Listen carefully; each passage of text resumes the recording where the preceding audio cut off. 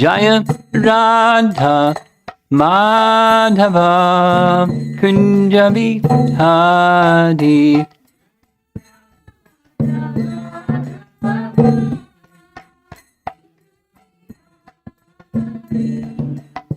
Gopijana Balabha Girivardhari.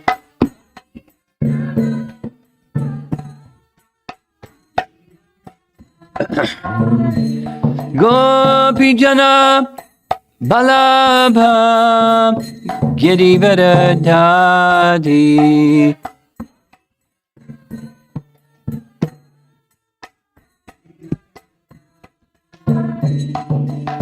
Jasodanandana Brajajanaranjana.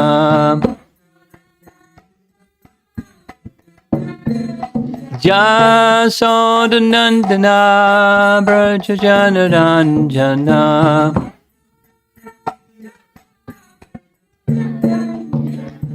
Jamunatira Vanachari.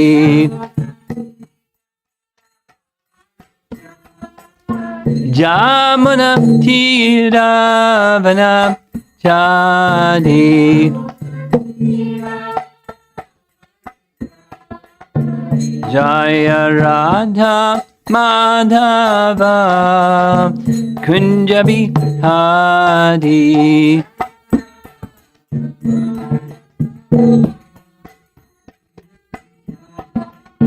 Jaya Radha Madhava Kunja Bihari.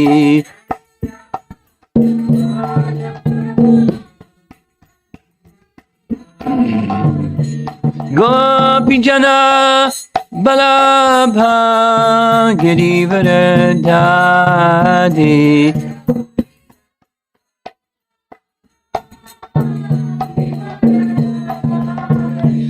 Gopijana Balabha Girivardhari.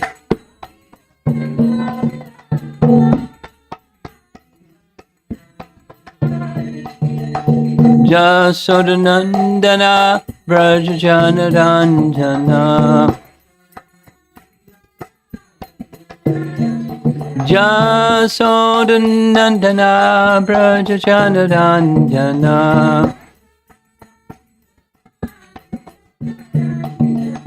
Jamuna Tiravanachari. Jamuna Tiravanachari.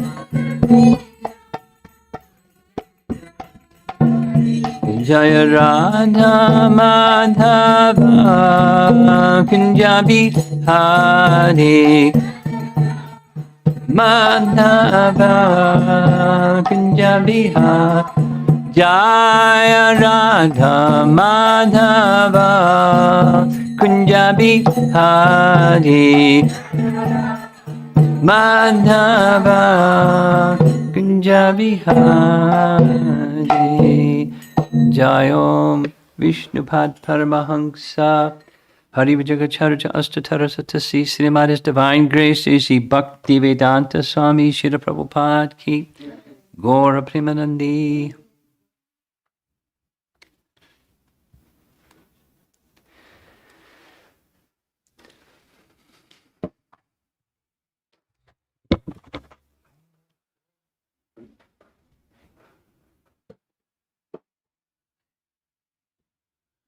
Om Namo Bhagavate Vasudevaya. Om Namo Bhagavate Vasudevaya. Om Namo Bhagavate Vasudevaya.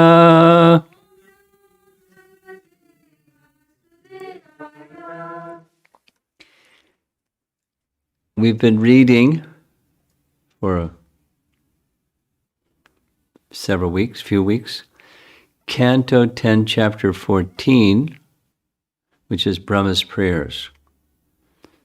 which in the sequence of the Bhagavatam, it comes after the Brahma Vimohan Lila, Brahma becoming bewildered after testing his mystic powers against Krishna's mystic powers, and guess who won?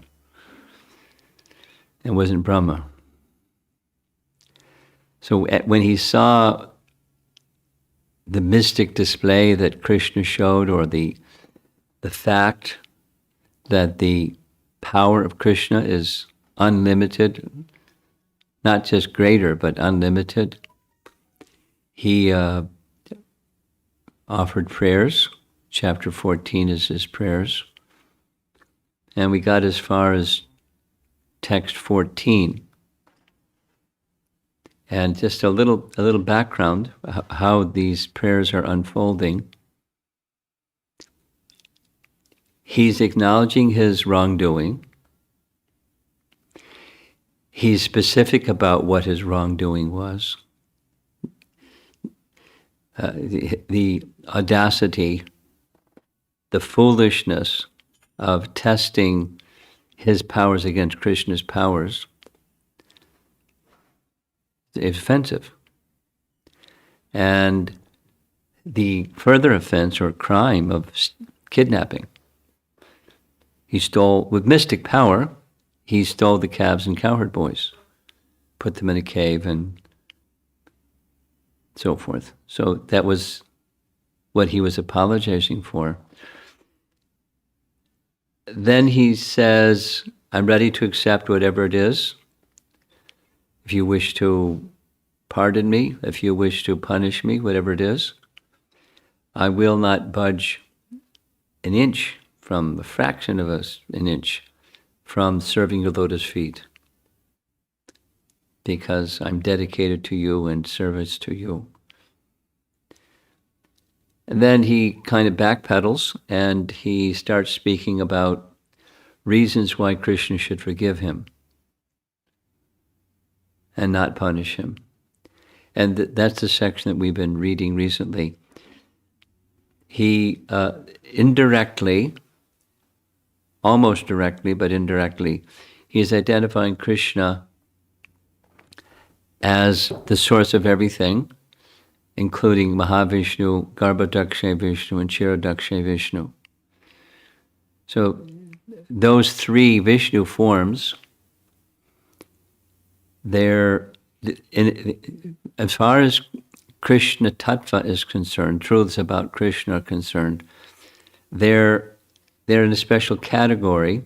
They're not exactly expansions, technically, but it's called Kala, which means, at least Bhaktisiddhanta translates it as a portion of a plenary portion.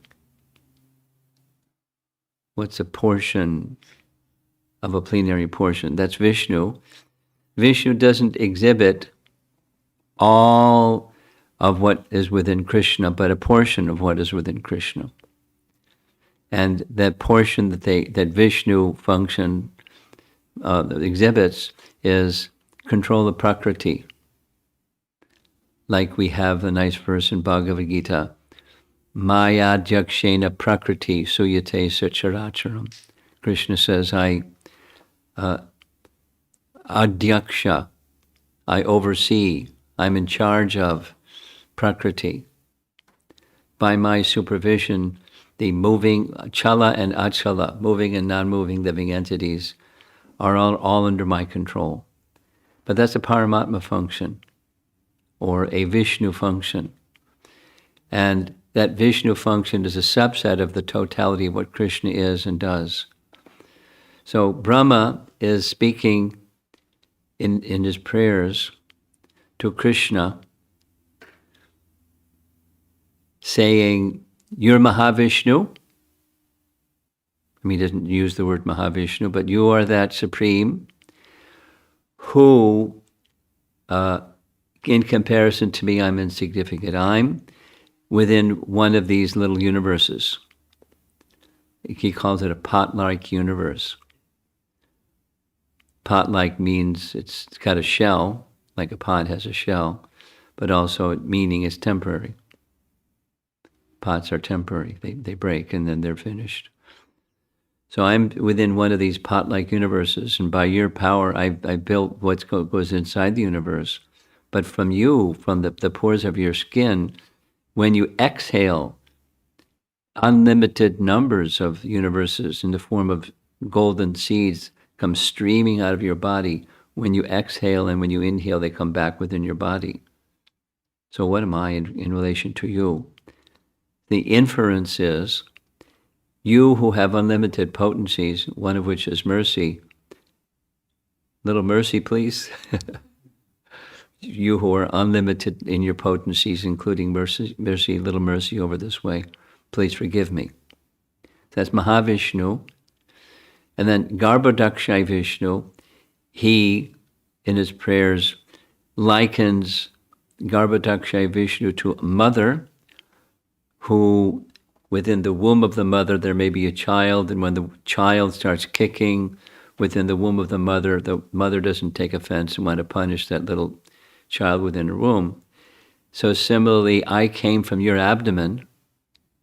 I came from a lotus flower that came from your abdomen before the lotus flower was within your abdomen. And so I'm like your little child, and so you're like my parent. And I've done something naughty, so please forgive me. I'm very repentant. That's Garbhodakshai Vishnu. Mahavishnu, Garbhodakshai Vishnu, and Kshirodakshai Vishnu. Kshirodakshai Vishnu is Paramatma. And as you probably know, Paramatma not only is within the heart of every living being, and Paramatma is not only within every atom of existence, of material creation. Paramatma also has his planet in Sweta Dweepa, the White Island, where there's an ocean of milk. Shiro Dakshayi, Vishnu's ocean of milk. That's the place where the demigods go when they have a problem and they want to get Vishnu's help. They go to the milk ocean and offer Purusha Sukta prayers to Lord Vishnu. Help, we need your help. There's problem we can't deal with, and we need your help. Because they're just servants of Vishnu. They know that. And when they need help, they know where to go. They need protection. They need something.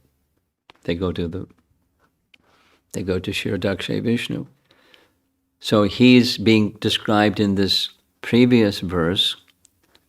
He's being described in his previous verse as the Lord of the universe, because Kshirodakshay Vishnu, at the Swetadweep island, White Island, the planet of Kshirodakshay Vishnu, is within the universe.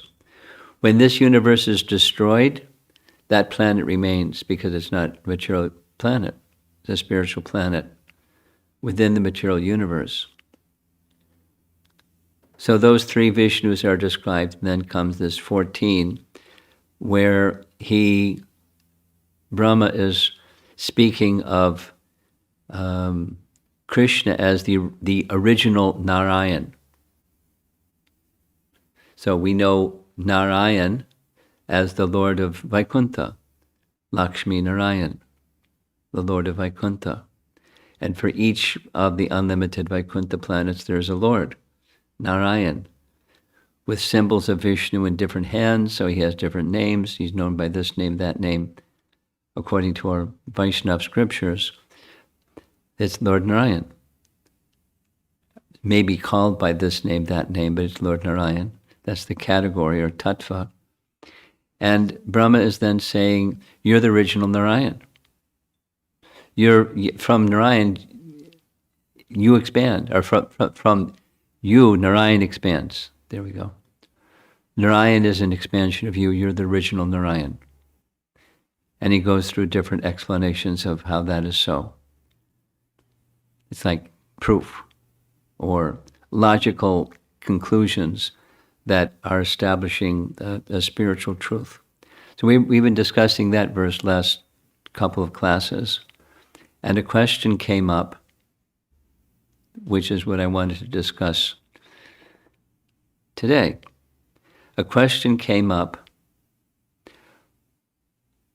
We know that Garbhodakshay Vishnu, the Vishnu that's with lives in the Garbhodak ocean within each universe, and the 14 planetary systems are above that, the Garbhodak ocean. So the feet of the universal form is just above the Garbhodak ocean. So when we hear descriptions of Vishnu, Garbhodakshay Vishnu, there's goddess Lakshmi at his lotus feet. And we see, the paintings. There's Lakshmi, there's Garbhodakshay Vishnu, there's the lotus that grows from the navel of Garbhodakshay Vishnu, and Brahma appears on top. We're quite familiar with that depiction. So then the question came, what about the expansion of Garbhodakshay Vishnu within the heart of every living entity, or within every atom? Is the goddess of fortune Lakshmi there too? We don't hear so much about her. We hear about Paramatma. We don't hear about the consort of Paramatma.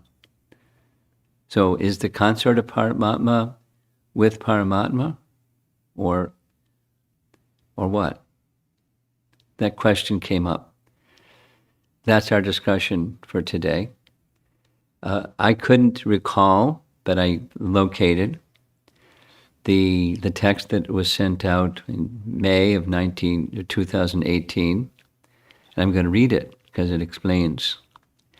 It's a kind of summary of all of what I just kind of went over quickly.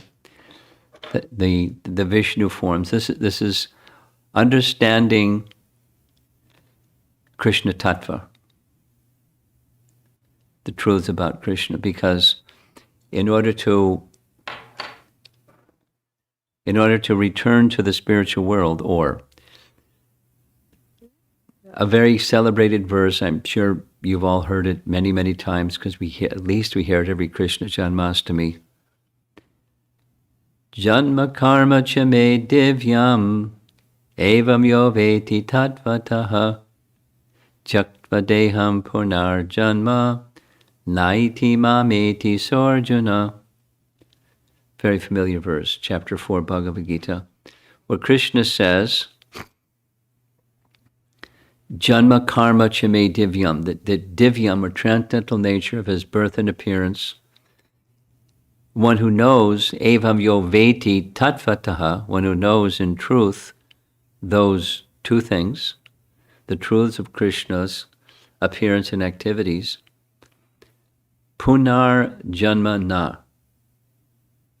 the cycle of birth and death is over, broken. And mameti, one comes to me. So that's what we're doing. We're discussing truths about Krishna so we can prepare ourselves to go back to Godhead.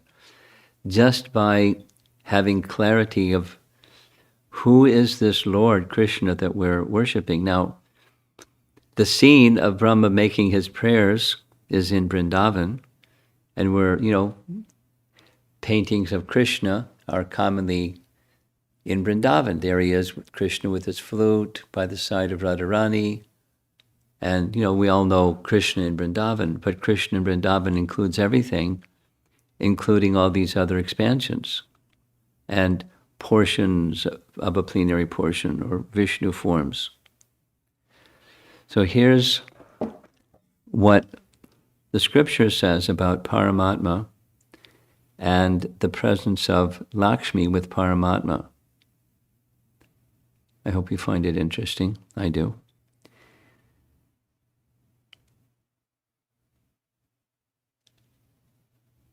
Here we go. Lakshmi is never separated from Narayana. Lakshmi Devi is also present with Paramatma. However, with the Paramatma feature, Lakshmi does not manifest any functions. Her relationship with him is internal at that time. internal. Similarly, Rama Devi is situated within Mahavishnu. When you see pictures of Mahavishnu, he's reclining on an Antashesh, and you don't see Lakshmi. Why? It's the scriptures described. Rama Devi is the name by which she is known, and Rama Devi is within, and he's in Yoga Nidra. Yoga Nidra is a mystic slumber. Nidra means sleep, and Yoga Nidra is not what we do. It's what Vishnu does. It's mystic slumber. He's enjoying pastimes with Rama Devi within, because she's his internal potency, so she can be within or it can be out. She's a person, she's a Shakti, but she's a person with Shakti, his Shakti. So Rama Devi is within, and Lakshmi is also within Paramatma. In Brahma Vaivarta Purana, gives the verse numbers, all three Purusha avatars are mentioned, along with their Lakshmis, as Mahavirat or Mahavishnu, Kshudra Virat, Ksudra, Kshudra Virat, or Garbhodakshay Vishnu, and one who resides in the pore of Kshudra Virat or Shirodakshay Vishnu. Here's the translation from Brahma Vaivarta Purana. Quote, O saintly one, when from a pore of Garbhodakshay Vishnu I expand as Lord Shirodakshay Vishnu, you expand to become beautiful goddess Lakshmi, my consort. Translation. One should also understand how Krishna expands himself as Paramatma in every living entity and even within atoms.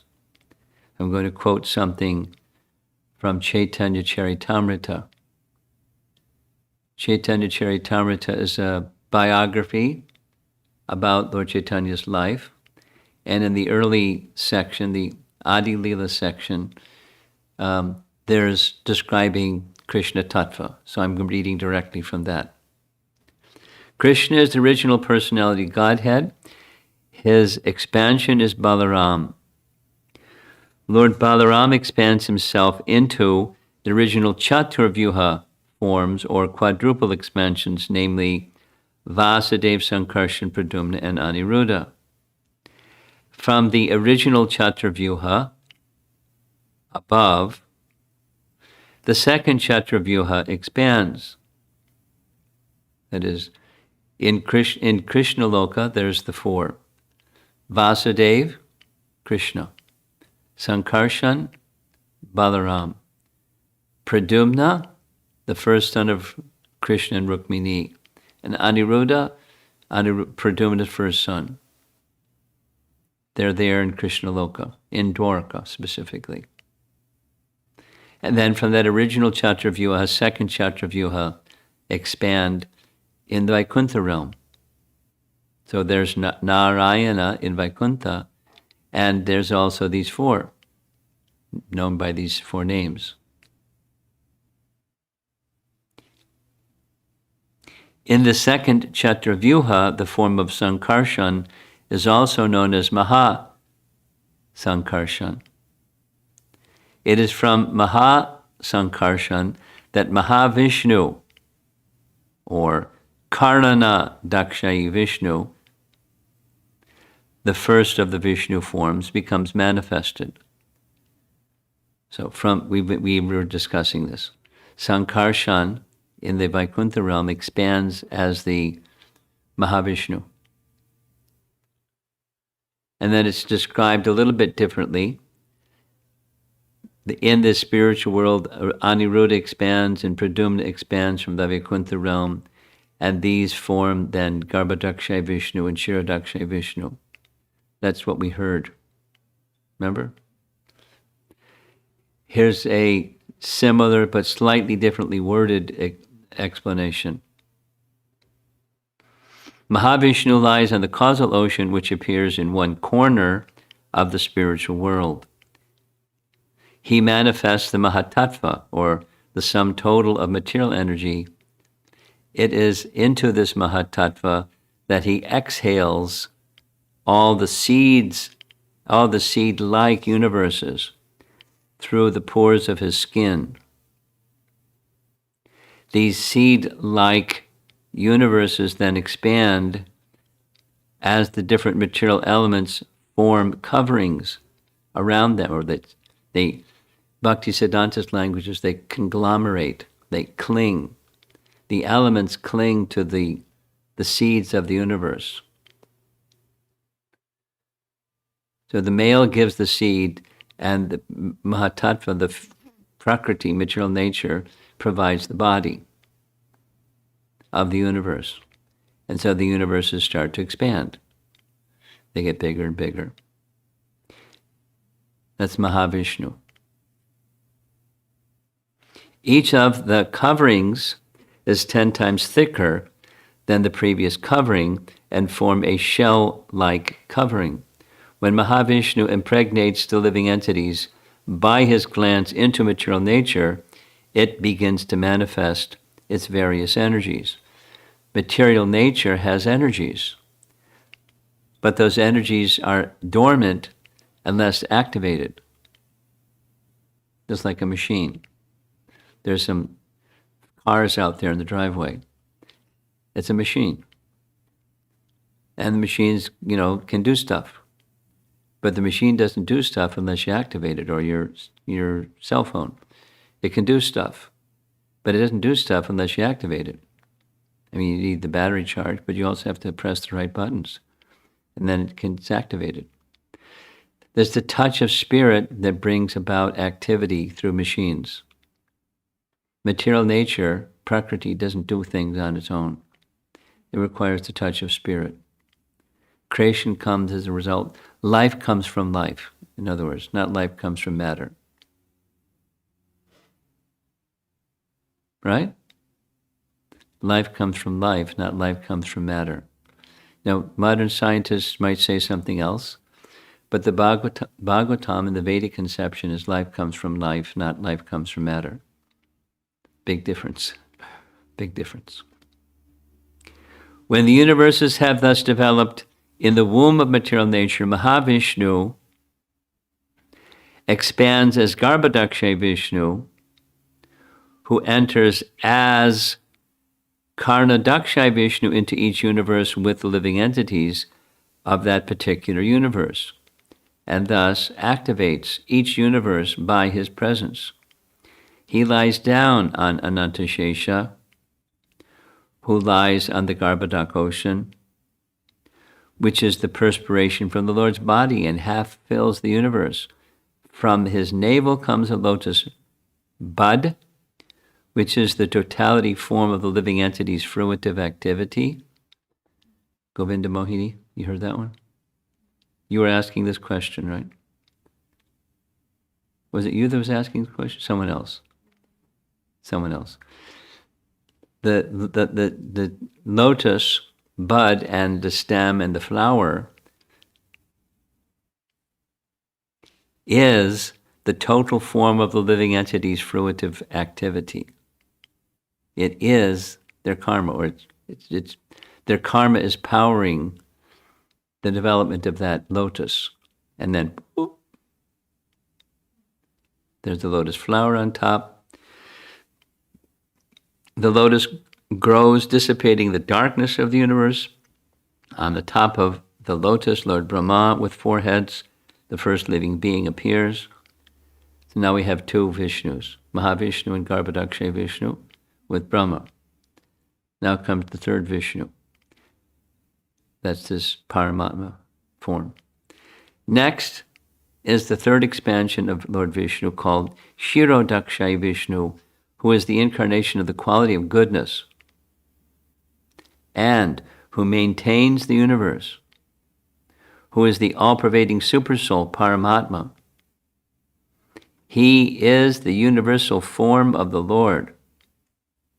Interesting. and expands himself as the supersoul within every living entity. He is known as Kshiradaksha Vishnu because he lies on the ocean of milk, or Kshira, on the island of Svetadweep, White Island. These are the three expansions of Vishnu who oversee and make the creation of the material world possible. So what I just read is from Chaitanya Charitamrita. If you want to look it up later, it's Madhya Lila, chapter 20, verses 292 through 295. And that's describing quickly the process of creation, but going back to Brahma's prayers, when we see, so there's this nice painting of Radha and Krishna up there. And when we look at the painting of Radha and Krishna up there, or anywhere, we might see a painting of Radha Krishna. There's Srinathji over here. So when we see paintings or images or deities of Krishna, we're not seeing what Brahma saw. Brahma saw a little 5-year-old boy he just not even finished with his lunch. So he was holding in his left hand some rice with a yogurt with rice in it. That was part of his lunch. And he's smiling, looking at Brahma with unblinking eyes just after he showed this fantastic display of, better than fireworks. It was really spectacular. When we see Krishna, or when we think of Krishna, we should understand, at least in principle, he's the source of everything. He's not just playing a flute and enjoying with Radharani and the Gopas and the Gopis and herding calves, and he's doing all those things. But he's everything, or within him is everything, including all the universes. When Mother Yasoda, the celebrated pastime, Krishna was accused of eating dirt. He was just 3 years old. Maybe between 3 and 4 years old. Balaram and the other boys accused him. He's eating dirt. So Mother Yasoda, why are you eating dirt? You have so much. We have so many nice things. Why are you eating dirt? I didn't eat dirt. They're lying. And Mother Yasoda said, why would they lie? They're your friends. They're not enemies. And there's your elder brother, Balaram. He's not going to lie. He said, if you don't believe me, you can look inside my mouth. I didn't eat dirt. And you know what happened? She looked inside, and she saw the whole universe. Now, what's it like to see the whole universe? I mean, we can look in the sky and see the stars in the sky. But how do you see the whole universe? And he was in her lap. I really like this part.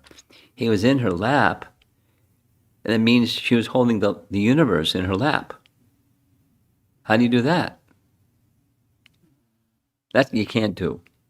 You can't hold the universe. And not only in her lap, but all around her also, simultaneously.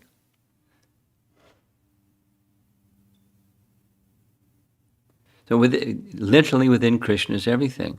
And when the display that was there for Brahma, he not only saw identical forms of all the cowherd boys and calves, but at the same time, each calf and each cowherd boy showed forms of Narayan. Simultaneously, so many Narayans. And each of the Narayans showing the unlimited potencies of Narayan by names, and personified this potency, that potency.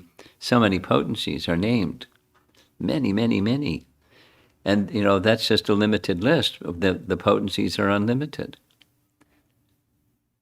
And then, simultaneously, he showed many universes. How do you see many universes? How do you see it? But he showed it. He showed it, and he gave Brahma the eyes to see it. Too bad he didn't take a photograph.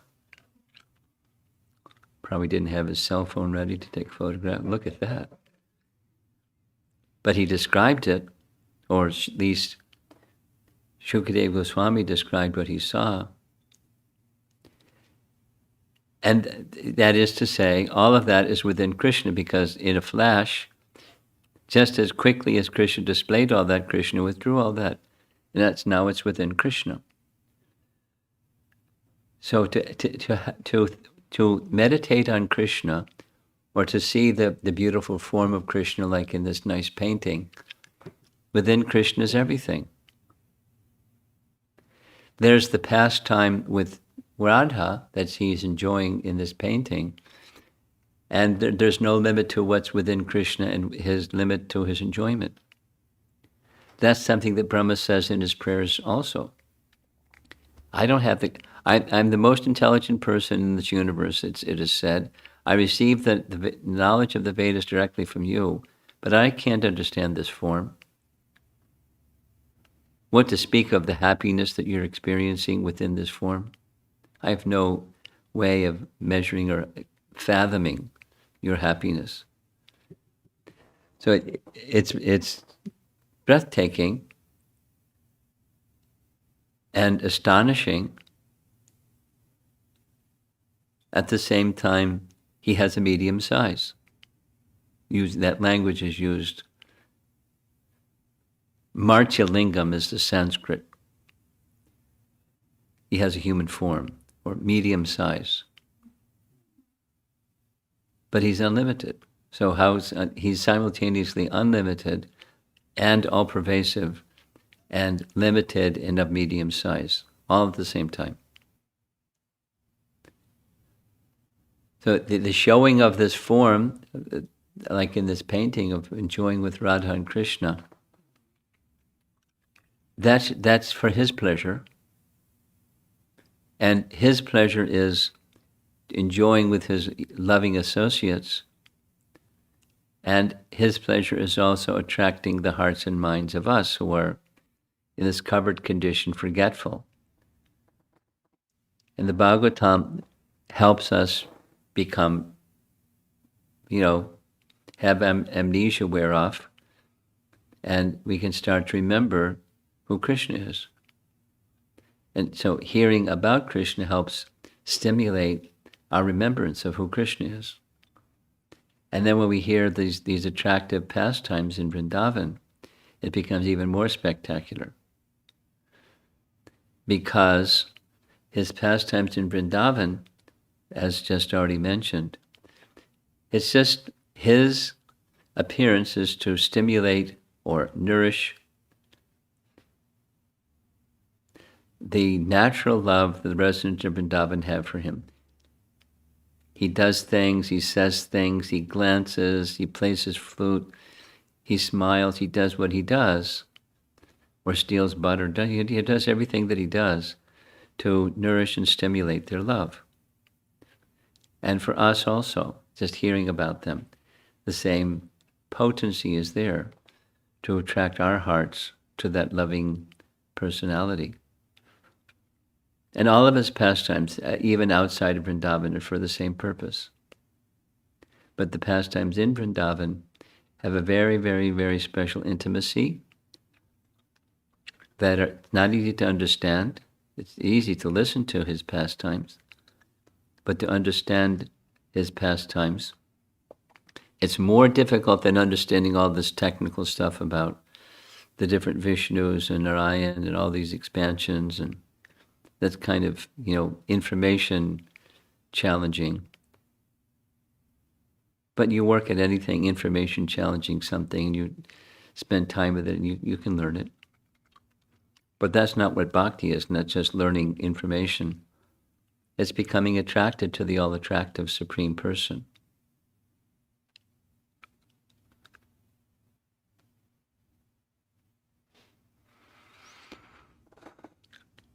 And that's the fruit of hearing Brahma's prayers.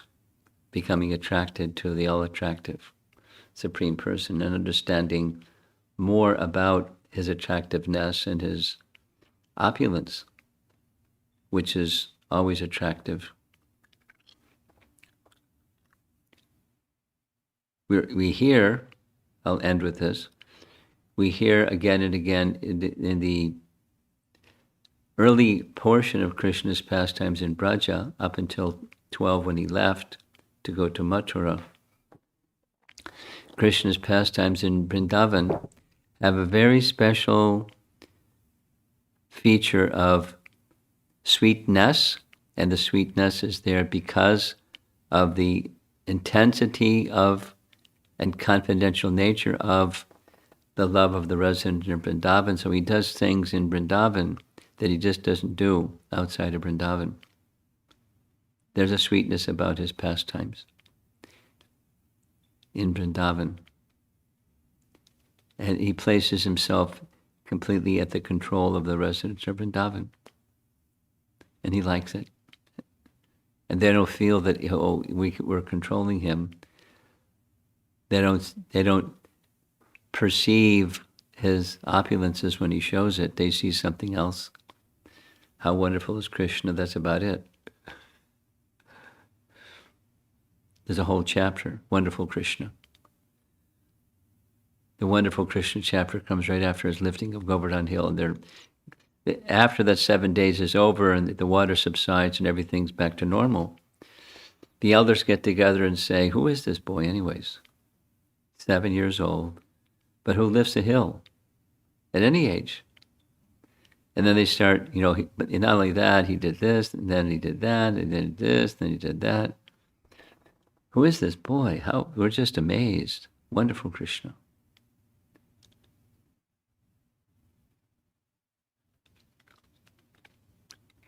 They decide to go ask Nanda, who is your son? They have highest regard for Nanda, appropriately so. And he then explains what they already knew, which was the words spoken by Gargamuni during the name-giving ceremony of Krishna that discloses who he was through his name. But as far as Nanda is concerned, he's his son, and all of them, they feel the same. He's our son. Although Nanda's the father, we all have that parental affection towards him. He's our son, collectively. And Gargamuni said, this boy is going to have powers like Narayan. And with those powers, he'll protect the residents of Vrindavan. So take good care of him. This is when he's like 40 days old, little baby. Think of it's a little child that's 40 days old. Pretty tiny. So his childhood pastimes, he grew doing amazing things, and they would remember from time to time what Gargamuni said. He'd have powers like Narayan. He didn't say it was Narayan. Didn't say it wasn't either. So that's how they see when he would do something amazing. Oh, Nanda Maharaj, your pious activities are so powerful. By your pious activities, Krishna was protected. And things like that they would see. When the little boys were asked, how did these two trees get pulled over? They said exactly what happened and nobody could believe it. Oh, children's talk. Let's sanctify and protect his body with Vedic mantras and bathing him in Jamuna water and cow dung and cow urine and sanctify him so he'll be protected from whatever it is. That's how they would process his power, his opulence. From time to time he would exhibit it, but their love was so strong they couldn't see otherwise, and Krishna was covering them with his yoga maya so they couldn't see it because they didn't want to see it. They just wanted to be in their glory was that they didn't know. And we're trying to know. Because we're enjoying to know. We know Krishna Tattva, so we can go back to Godhead. And if we become so qualified to really know, Krishna may choose to cover our knowing. And we can become Brijbasi-like and just love Krishna. But until then, we're encouraged, because it's within the pages of the Bhagavatam, to try to understand Krishna Tattva like this, along with his wonderful pastime with Brahma.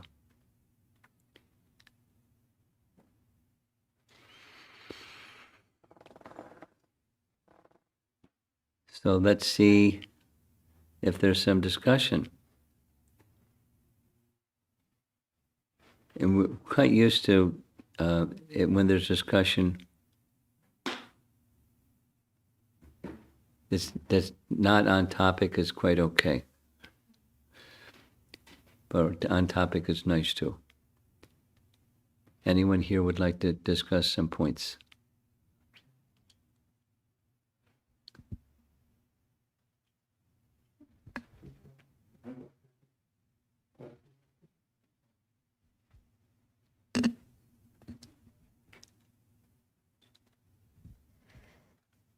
Hare Krishna Guru Maharaj, all this technical information is quite mind-boggling. But you've heard it now 6 times, so you probably But get but it still seems really too much? yes. Really? Yeah. After hearing it so I'm a many times, I slow- would think, does it start to come into focus a little bit? Yes, little bit. And this point about this Paramatma having his own island. Sweta Dweep means island, right? Yeah. And Sweta means white. So the abode of Kshirodakshay Vishnu in this universe is known as Sweta Dweep. So that is in this. It's in this universe. Okay. It's the same as Dhruvaloka Okay. or the pole star. Those are three pole star you've heard of. Yes. Okay. And Dhruvaloka you've heard of. They're the same. Pole star, Dhruvaloka, same. And there's another name for the same. That's Swetadweep. When the demigods, I mentioned, when the demigods have a problem, they go. That's where they go. The shore of the Milk Ocean. Help. Right? Yes. That it's in this universe. That the location of it is at the uppermost region of the heavenly realm. The heavenly realm is called Swarga. And the uppermost portion of Swarga is where Swetadweep, Dhruvaloka, Pole Star, that's where it is. In the structure, the vertical structure of the universe. Bhuloka, Bhuvarloka, Swargaloka, everybody knows that one. And at the topmost region of Swarga, that's where the pole star is, or Swetadweep. That's where Lord Vishnu resides, in addition to being in the heart.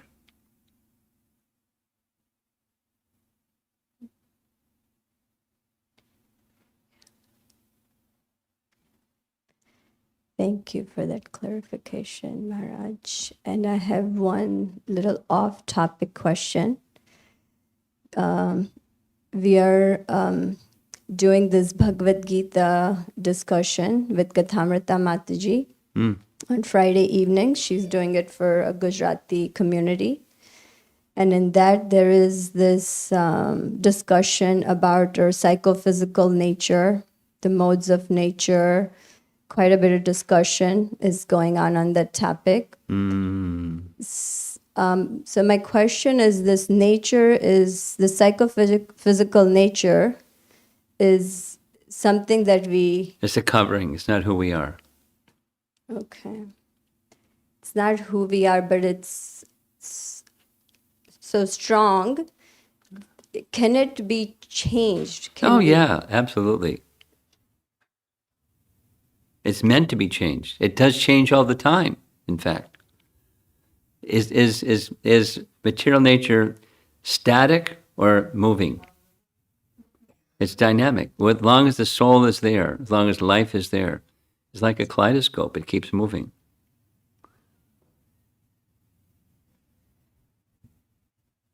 Just slightly, slowly, not, rapidly. It's possible supposing somebody, whatever, somebody has a nature that something, supposing they have an addiction. Can that change? Yeah. It may take a while, but it can change. And it can become something else.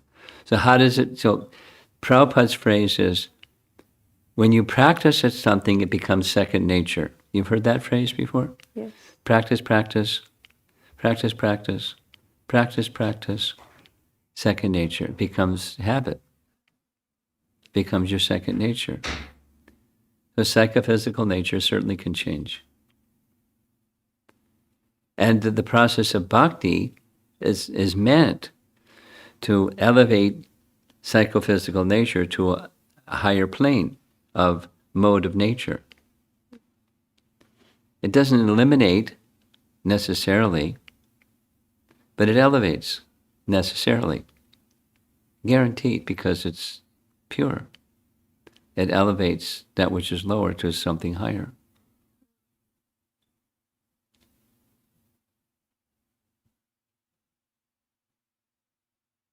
Psychophysical nature can change. It's a covering.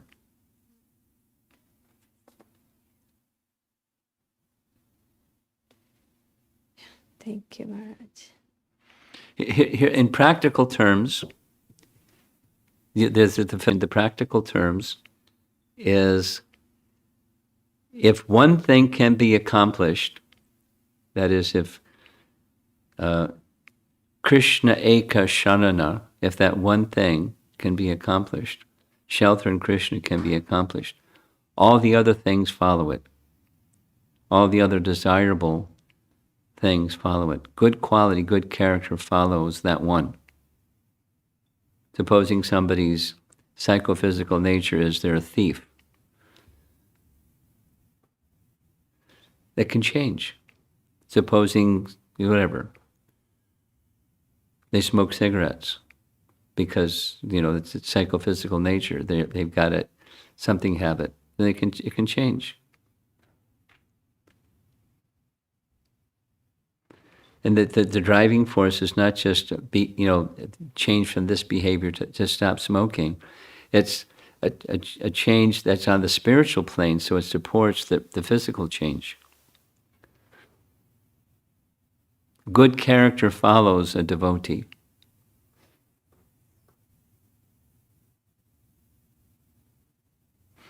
Do it the other way. Supposing someone is pious, it doesn't mean you stack up piety upon piety and upon piety and upon piety, and then you get to bhakti. It doesn't work that way. Piety doesn't create bhakti. The absence of piety doesn't stop bhakti. Bhakti is independent. And when bhakti rises, character rises, psychophysical nature rises. The modes become lighter and brighter and more towards goodness. Psychophysical nature changes. There may be some fundamental, like, your son likes playing mridanga, so it's not like he's going to stop liking to play mridanga or something.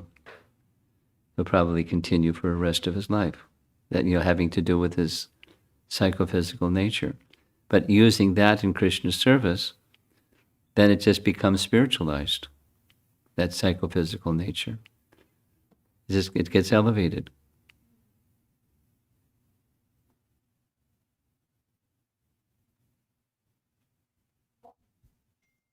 Yeah, it's just these modes seem so like gripping and tightening to keep pulling us down. And, that's why sometimes I get confused that can it really... Well, on the one hand, we engage according to our psychophysical nature because that's natural. And by engaging propensities according to psychophysical nature in Krishna service, they also become elevated. Those propensities become elevated. So instead of being interested in bebop music, your son is interested in mridanga playing. He has a percussion tendency, but instead of, joining a rock band, he likes practicing mridanga and joining kirtan. It elevates.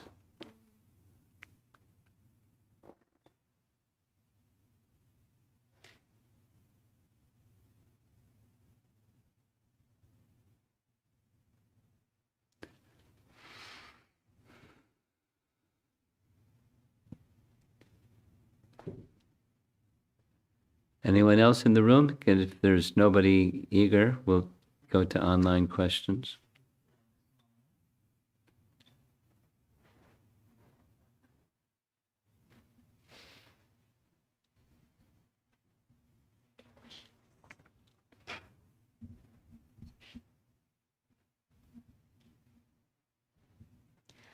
This question is from Balaram Prasad Prabhu.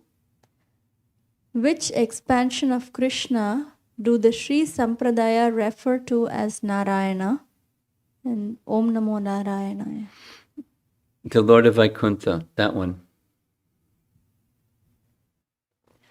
This is from Rasakrida Prabhu. When Hiranyaksha took Mother Earth under the ocean, where did he take her? I think under which ocean? Well, he's saying under the ocean, rather, the earth fell into the Garbhodak ocean. And those that study, pardon me, you're going to get bewildered by this detail. Those that study Vedic cosmology, they say sometimes we see paintings that show the earth as a globe, and Lord Varaha lifts earth as a globe on Varaha's tusks. There are other very old paintings that show earth as Bhumandala, as a disk.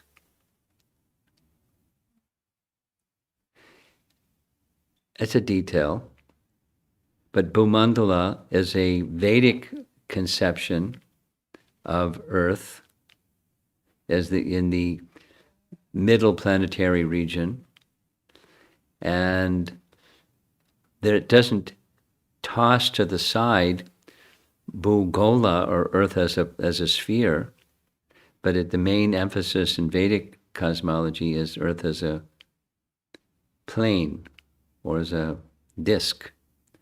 So where he placed Earth was back in its position in the in Vedic cosmology, in the where it belongs, in the position above the lower 7 planetary systems. He put it back where it belongs.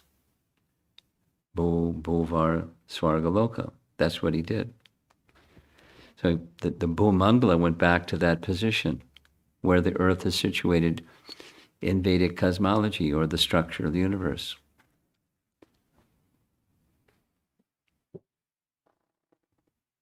This question is from Sri Radhika Mataji. I am attempting to tread a dangerous territory here carefully. Say it again. I am attempting to tread a dangerous territory here carefully, for I hold our original preceptor in the highest regard. I am struggling with what I am perceiving to be entitlement mentality in Lord Brahma's prayers. He lists reasons why Lord Krishna should forgive him. I know that when my own or others' apologies are tinged with an attitude of being entitled to be forgiven, it's very repelling to the person on the receiving end of the apology. I also struggle with the same negative perception when I read the prayer in Ishopanishad, where the devotee asks the Lord at his last moment to remember all that he has done for him, in effect entitling him to the Lord's mercy. May I request you to please help me process these feelings? I don't pick up an entitlement mood.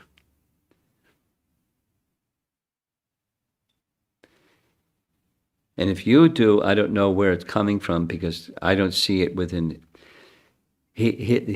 This, rather than entitlement, here's what I hear or see or understand.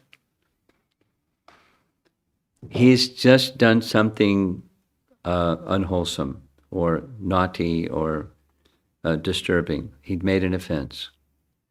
He's acknowledged the offense, and as I stated earlier, you're free to punish me or reward me or forgive me as you wish. Then he's saying, my preference, the mood shifts, please forgive me. And these are my thoughts or reasons why it would be very appropriate for you.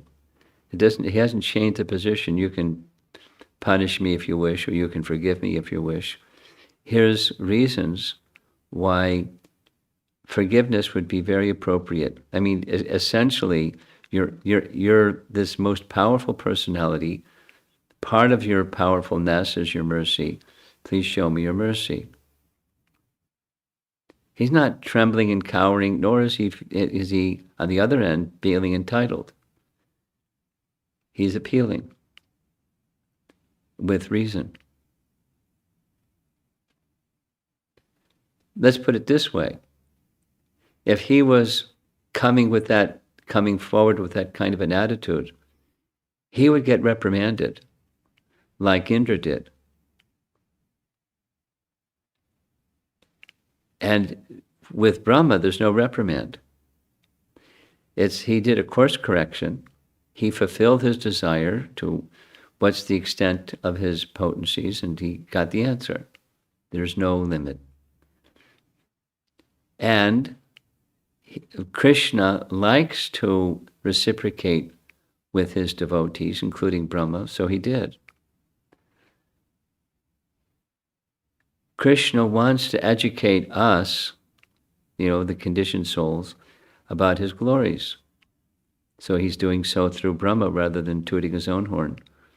Brahma's just expressing glories. This is what I see what's going on, not entitlement. He's just having Brahma express his glories for us and for his own purification. But it's not an entitlement prayer. And similarly, I don't feel in the Ishopanishad that verse, please remember all the deeds I've done on your behalf. To me, it seems unnecessary because the all-knowing Supreme Lord certainly knows one's deeds. So it seems redundant. On the other hand, prayer of any kind could be considered to be redundant. The all-knowing Supreme Lord already knows. So why bother praying? Because he's already knowing. He's omniscient. Rather, it's opening one's heart. Prayer is opening one's heart, and the opening of one's heart is not exactly entitlement, but I'm dedicated to you. It's what we heard in commentary is Krishna smiling at Brahma is thinking, yes, he has some pride, but he's very dedicated and devoted to me. Let me give him my mercy. So I don't see it as a prayer of entitlement, but maybe you do. I mean, not maybe you do, so I don't.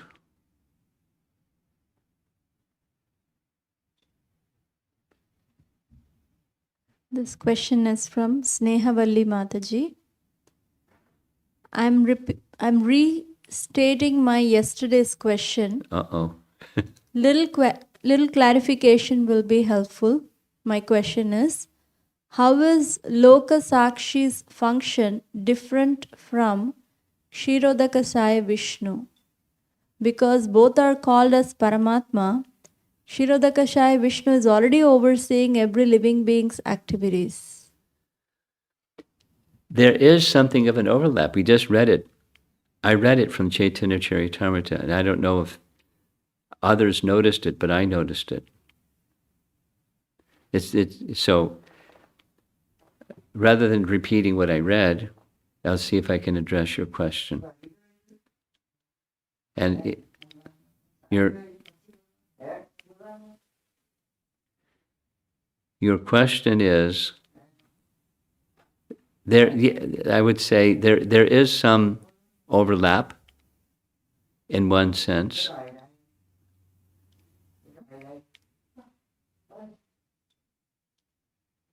There is some overlap in one sense, but the distinction is that Lokashakshi for the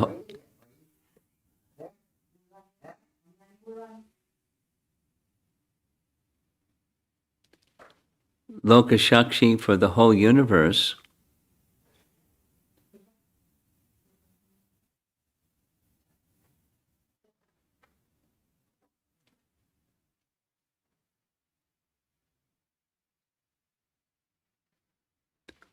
Lokashakshi for the whole universe is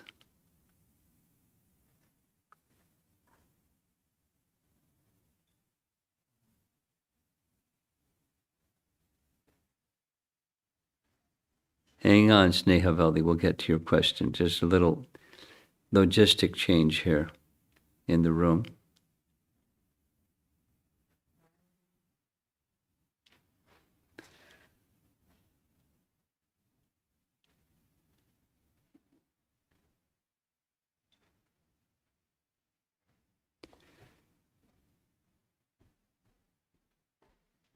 Shiradakshay Vishnu is noting everything down to the atomic scale, and you add all the atoms together because Shiradakshay Vishnu is present within every atom, and you get the Lokashakshi for the whole universe. Now, Garbhodakshay Vishnu is Lokashakshi for the whole universe. So that the totality is just, how to say this properly. The scale is different, the function is the same.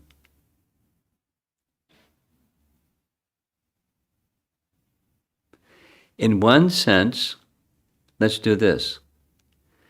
In the room here, we now have 4, 6, 8, 9 of us.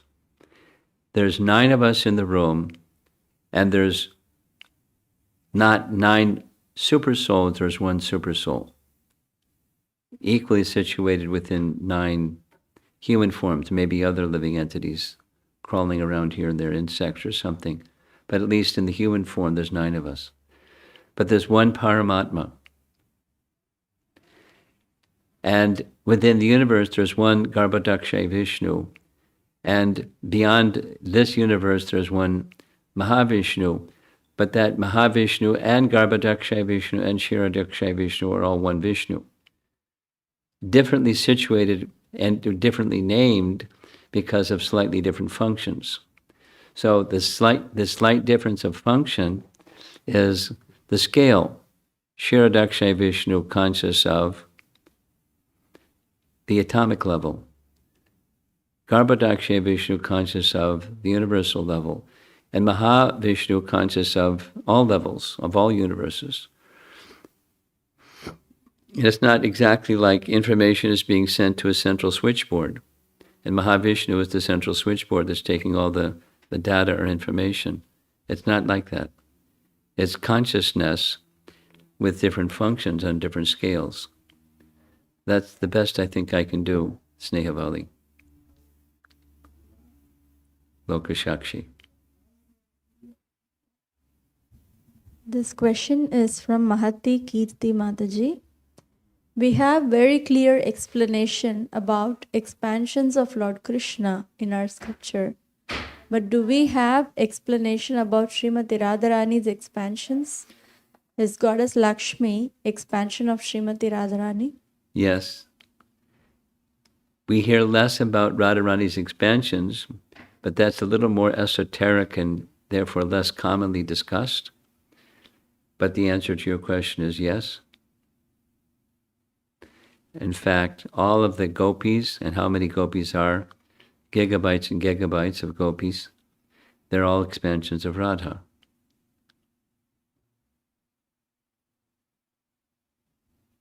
This question is from Kirti Prabhu. Who is Narayana? How does he appear from Krishna?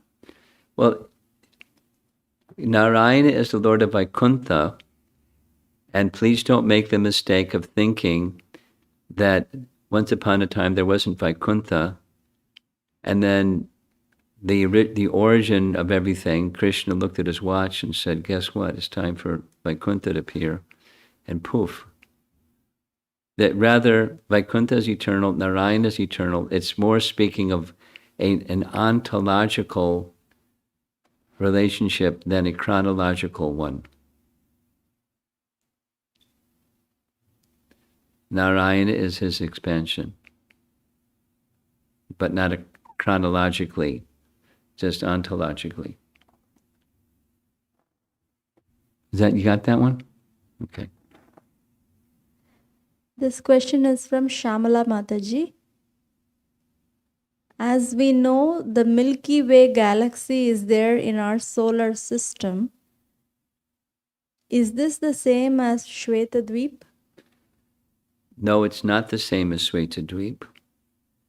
I don't know, let me be very clear.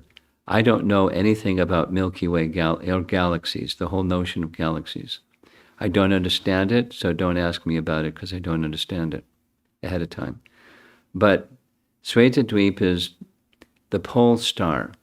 You can look in the sky, or astronomer can help you look in the sky and see where it is. And you can see it. It's not a galaxy, it's a star in the sky.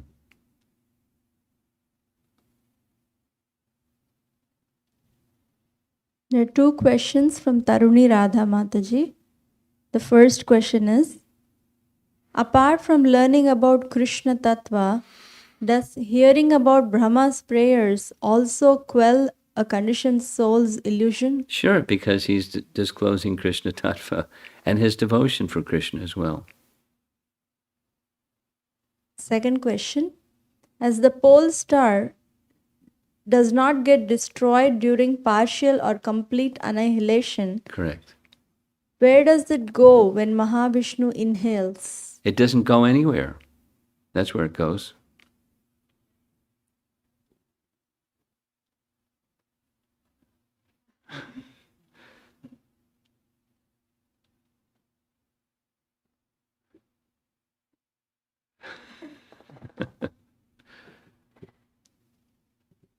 Anything?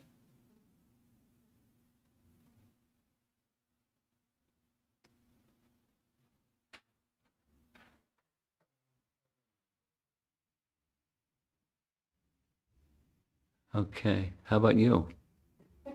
Nothing. Maybe we didn't pick the right topic. I tried to make things move along according to the flow of what we were discussing, but maybe it's too intricate.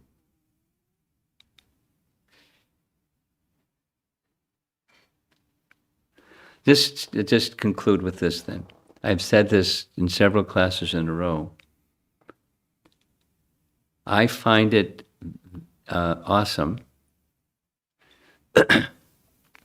that the Vedic literature gives us such clear, definitive detail about God. When I was a little boy, once upon a time I was a little boy, and I used to ask questions about God and the kingdom of God. And there was no answers. So, and it was humiliating, the response that came, so I stopped asking outside. But so all religions, theistic, there's atheism, but any theism teaches there's God. But what do you know about God? Or it teaches love of God. But how can you love someone if you don't know that someone? What are they like? What do they do? When you go there, what do you do? And those are the kind of questions I used to ask. Like, what's the travel advertisement?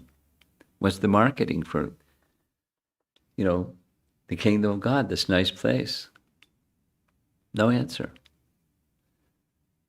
So there's abundance of understanding within the Vedas. So much so that ask Govinda Mohini, she's like, wow, it's bewildering to me. Too much. But it's just Krishna Tattva. And it's just fine if you don't understand it all. It's purifying anyways. Because the sound vibration is of the personality of Godhead. Just like people may not know what the Hare Krishna mantra means. But by hearing the Hare Krishna mantra, there's purification. Because within the name, there's potencies that purify. Or, within Vedic culture in general, hearing the stories of Ramayana and Mahabharata, which was part of the culture. People may not understand. That's okay. It's purifying. It helps to elevate consciousness and build character. That's in the absence of it, you have other stuff. That's tamasic. People want stories, so they get other stories. The other stories are tamasic. And your culture is lost, and people are running around, killing each other, or doing, very bizarre things. That there's no culture. So it's quite okay if you don't understand, though. You don't have to be a big intellect, to go back to Godhead. That's not the prerequisite. Or you have a big, data bank of things you understand, and you can say it back, and so you get to go back to Godhead. That's not the criterion. It's the purification and the hearing the glories, name, fame, qualities, pastimes, relationships, the truths about Krishna. And again, just hearing and hearing and hearing, it becomes not just I accept it, but I start to understand it better, and therefore accept it. Because the culture today is different. We want to know why about everything. We're trained in our education process to ask why. Not only what, but why.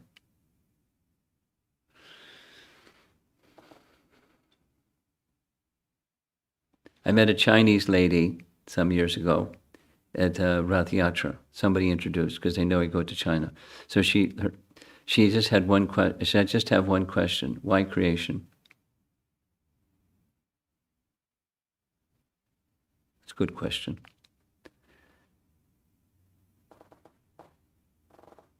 So there's answers to these things, but many people aren't asking the question.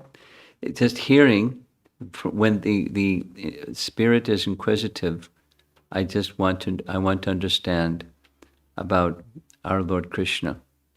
So there's truths about our Lord Krishna that the Vedic literature has that's compelling.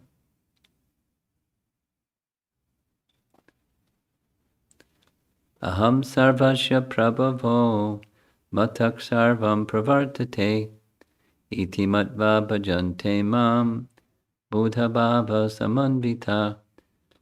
First verse of the Chatur Sloki verses of Bhagavad Gita says, by understanding that everything comes from Krishna, He's the source of everything, one becomes His devotee. Because I'm part of that everything, and I'm meant for His service. It follows naturally. So, if they're, to repeat something we've been speaking about, if this is a little too much, know that for sure, at least, it's purifying. It's coming directly from Srimad Bhagavatam, which is itself pure, supremely pure. And the details I may or may not understand, that's okay. I'm becoming purified just by hearing the sound vibration. And slowly, slowly through purification, I'll start to understand. Not in an intellectual way, but in a spiritual way. Krishna is the source of everything. Let me take shelter of him.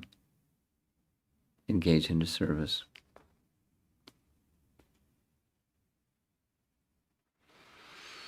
You have something? One question popped up. 2. 3. This is from Kirti Prabhu. It appears that along with unlimited Vishnus, Brahma also saw many Shivas. Many? Lord Shivas. Yeah, sure, why not? So, my Prabhu's question is, are Shivas also expansions of one Shiva?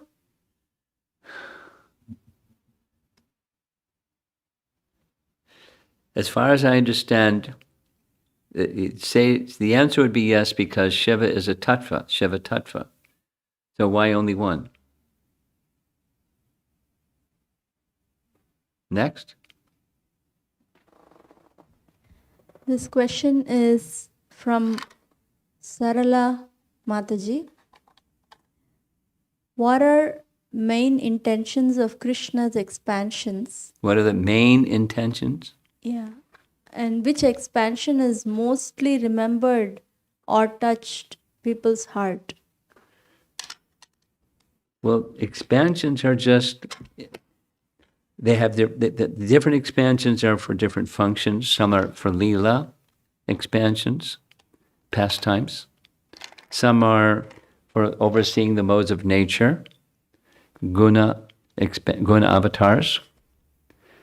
Some are for overseeing the laws of mankind, manvantar avatars. Those are expansions. So there's different, the expansions are differentiated according to function, and even within function, then there's different functions, sub-functions. I'm using the word function, it's just like everyone is, the expansions have a relationship with the source from which they're expanded of service. And they're just carrying out one of the Lord's functions, or so he, he's making himself accessible through his expansions for the benefit of his devotees and the benefit of those who have forgotten him, like people like us. Does that answer the question? Second part of the question was, which expansion is mostly remembered or touched people's hearts? Well, I think you have to ask the people. Some people like Ram, some people like Krishna, some people like Nrsimha. I know one devotee, has another. Popular in Gujarat is Dattatreya. Some, that's their Ishtadev. So, whatever touches their heart. So, yeah, I don't know if you take a survey and how many people like Dattatreya, please raise your hand. People. So anyway, it's personalized. Another question from Sarala Mataji. As Krishna's follower, how can we identify any other expansion of Krishna in this Kali Yuga?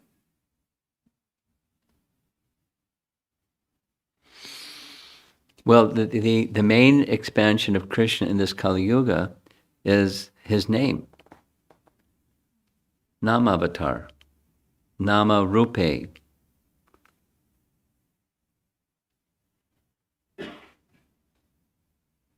One more question came up from Amara Mataji.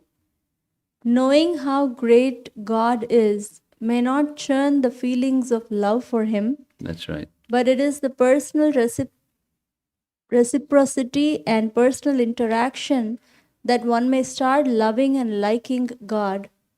These unfathomable potencies of Krishna makes me feel certainly he is great. How can the sadhakas get to that understanding of personal interactions with by service? Krishna? Understanding his greatness inspires service. And when you do service, and you do more service and more service, then a kind of intimacy grows from that service relationship. It's natural. You start with hearing his glories. He's great. Let me serve him. And from more and more service comes intimacy. And then you're not so concerned about his greatness.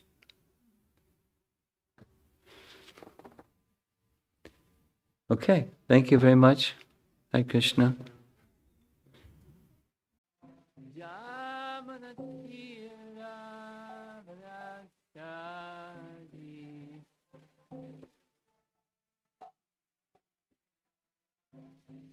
Jaya Radha Madhava Kunja Bihari Radha Madhava Kunja Bihari Jaya Radha Madhava.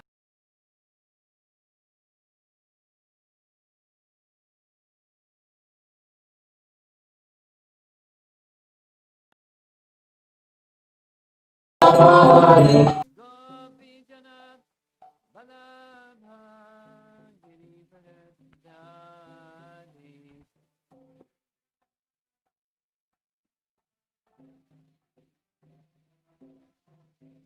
Gopi Jana Balabha Girivardhari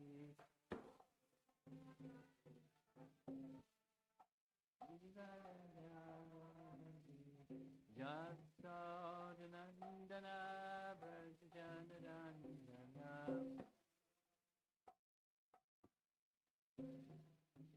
Jasodanandana Brajanandana Jamuna Sira Vanachadi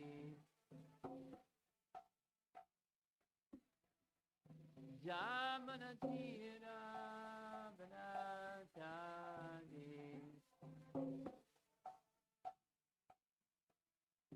Jaya Radha Madhava Kunjabi Hari Radha Madhava Kunjabi Hari Jaya Radha Madhava Kunjabi Hari Madhava Kunjabi Hari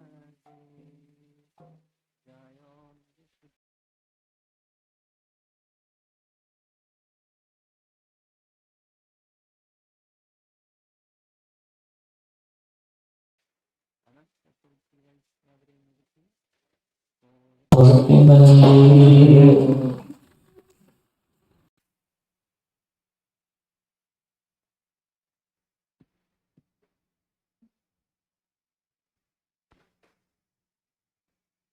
This is our public Sunday program here in Naperville.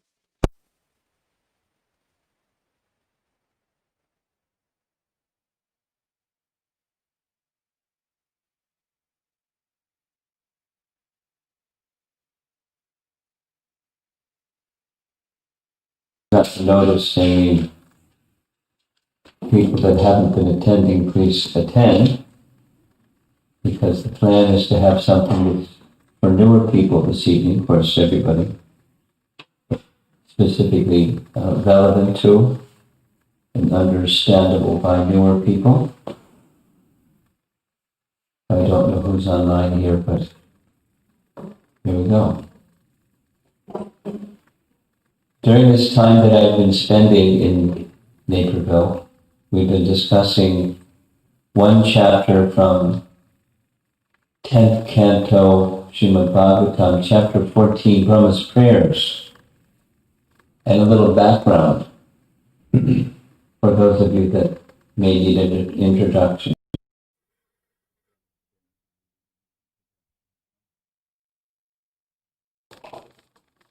According to our Srimad Bhagavatam and ancient Vedic scriptures, time is one of the very essential elements in all transcendental subject matter.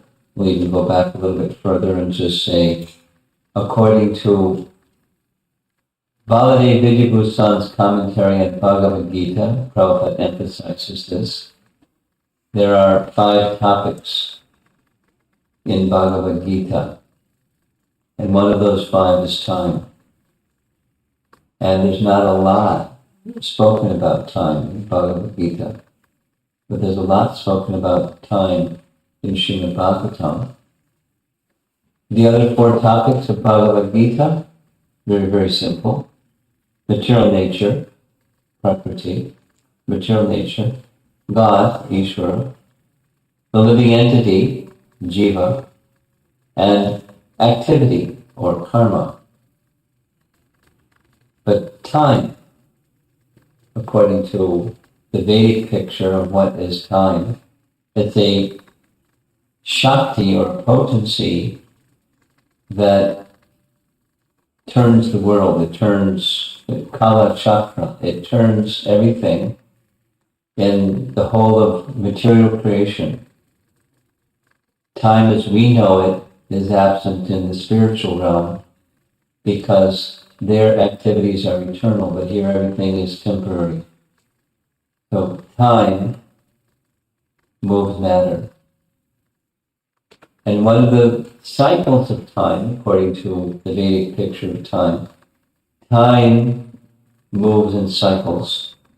There's, like right now, it's night. So day and night is a cycle. And sometimes the day is longer, and sometimes the night is longer or shorter, but the cycle continues. Time kind of expands this way, that way. So there's small cycles of time, and there's medium cycles of time, and there's really big cycles of time. One of those really big cycles of time is creation and annihilation, and then a resting period of equal duration, and then it's time for creation again. And cyclically, time moves everything. The seasons move, everything moves by the force of time. And when it's time for creation, one of the essential servitors of the Supreme Lord, who serves the Supreme Lord and serves his time energy, is Brahma. He's the firstborn of the living entities that appear within each universe. By saying each universe, it means Vedic picture tells us there are many, many, many, many universes, not just the one that we're in right now. Many, many, many universes. And universes, when they appear, they're hollow inside. And they're filled with darkness. There's no light. But Garbhodakshaya Vishnu enters in each universe, fills up half of the universe with water from his body, like perspiration, Garbhodak ocean, and the other half of the universe is where the planets go. To create the planets, Garbhodakshaya Vishnu, who's lying on that ocean within this universe, generates from his body, specifically even from his navel,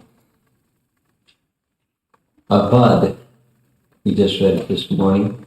It represents, or it is, the sum total of the karma, or the fruit of activity tendencies of the living entities that were in deep sleep during cosmic annihilation. When that karma awakens by the influence of time, this lotus appears. Brahma appears as the firstborn living being on top of that lotus. He engages in austerity of meditation upon his mantra for 1,000 celestial years. That's a long time. And at the end of that, he receives teachings from Krsna, And he then begins the process of creating the universe or building the universe inside that upper portion of the universe. And he also moves with cycles of time. He has his days and nights. And during each day of Brahma, which has a long duration, 4,320,000,000 years is one day. It's our solar years. That's one day Brahma. We're just introducing to who is Brahma. He enters into this universe that he created, specifically the earthly realm, where Krishna is performing his pastimes once in the day of Brahma, and he goes to pay his respects to Krishna. So he descends from the uppermost portion of this universe into the middle region of this universe to pay his respects to Krishna. And when he reaches Vrindavan, he sees something that's very amazing. He sees the pastime of Krishna where he's with his cowherd boys. At this time, Krishna is just 5 years old. And they're taking care of calves in the forest of Vrindavan. And suddenly, by the arrangement of Krishna's internal potency, there's a humongous serpent demon named Aghasura. In Sanskrit, Agha means sin. He's a very sinful personality. And very much afraid of him, the demigods are in the sky and they watch what Krishna does, as does Brahma. And Krishna takes away the life of Aghasura and gives him liberation. Everyone in the sky seeing, the cowherd boys, everybody sees it. The soul of Aghasura leaves his body, hovers in the sky for a few moments. Krishna leaves the serpent's body. The soul merges into the body of Krishna. He gives him liberation. And that's just about midday when this happens. So the cowherd boys are really hungry. They go and have lunch. And while they're having lunch, Brahma gets a really bad idea. Well, he's curious, that's not bad. He's curious what's the limit of Krishna's mystic power. The bad part is he wants to challenge his mystic power against Krishna's mystic power and see what Krishna will do. That was a bad move. Defensive. So what he did was, with his mystic power, he stole away the calves and then the cowherd boys to see what Krishna would do. So what Krishna did was he manifested identical forms of each cowherd boy, identical forms of each cowherd boy and each calf. And when Brahma saw that there were the calves and the cowherd boys, he went back to the cave to see, are they still in the cave? And they were still in the cave. Then went back where they were having lunch, and they're having lunch. So he was bewildered. But even more bewildered was when Krishna showed for each of the cowherd boys and calves forms of Narayan, personality of Godhead, with the symbols of Vishnu in his hand, and decked with all the ornaments of Lord Vishnu, surrounded each one of them by the so many potencies. How many potencies does the Supreme Lord have? Unlimited. Personified forms of those potencies for each and every one of the forms of Narayan.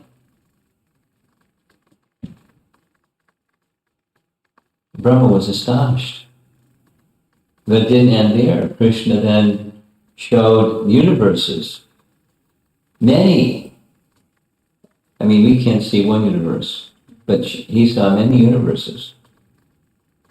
And then, if that wasn't enough, then they all just poof, disappeared and entered into the body of Krishna because Krishna is the source of everything. So he got direct realization. Previously he had heard and received knowledge within his heart. Now he saw it but with direct experience. This original form of Krishna is called in the Bhagavatam Swayam Bhagavan Krishna. Swayam Bhagavan Krishna is the original form from which all other forms emanate or expand. Not only all other forms, all other potencies, everything. Everything has a source.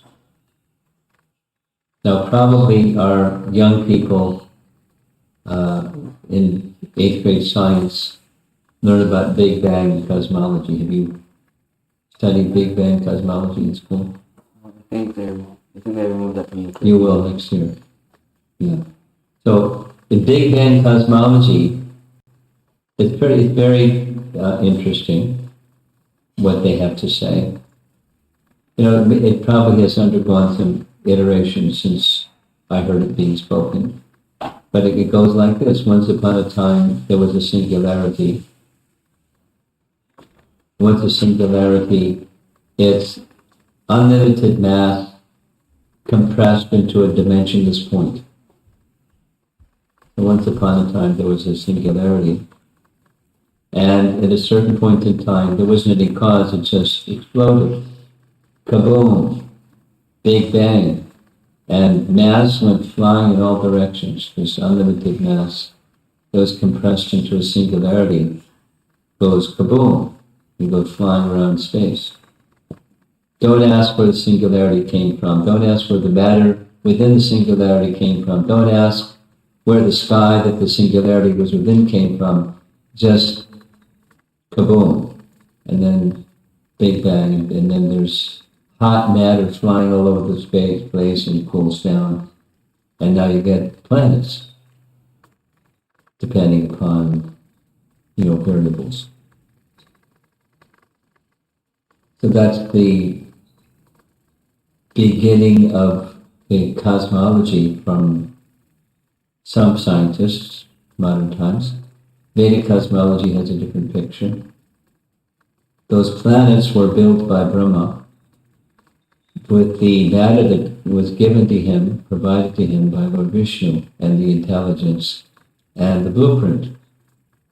The blueprint was the universal form, and seeing the universal form, he knew how to build the universe, because he's very intelligent.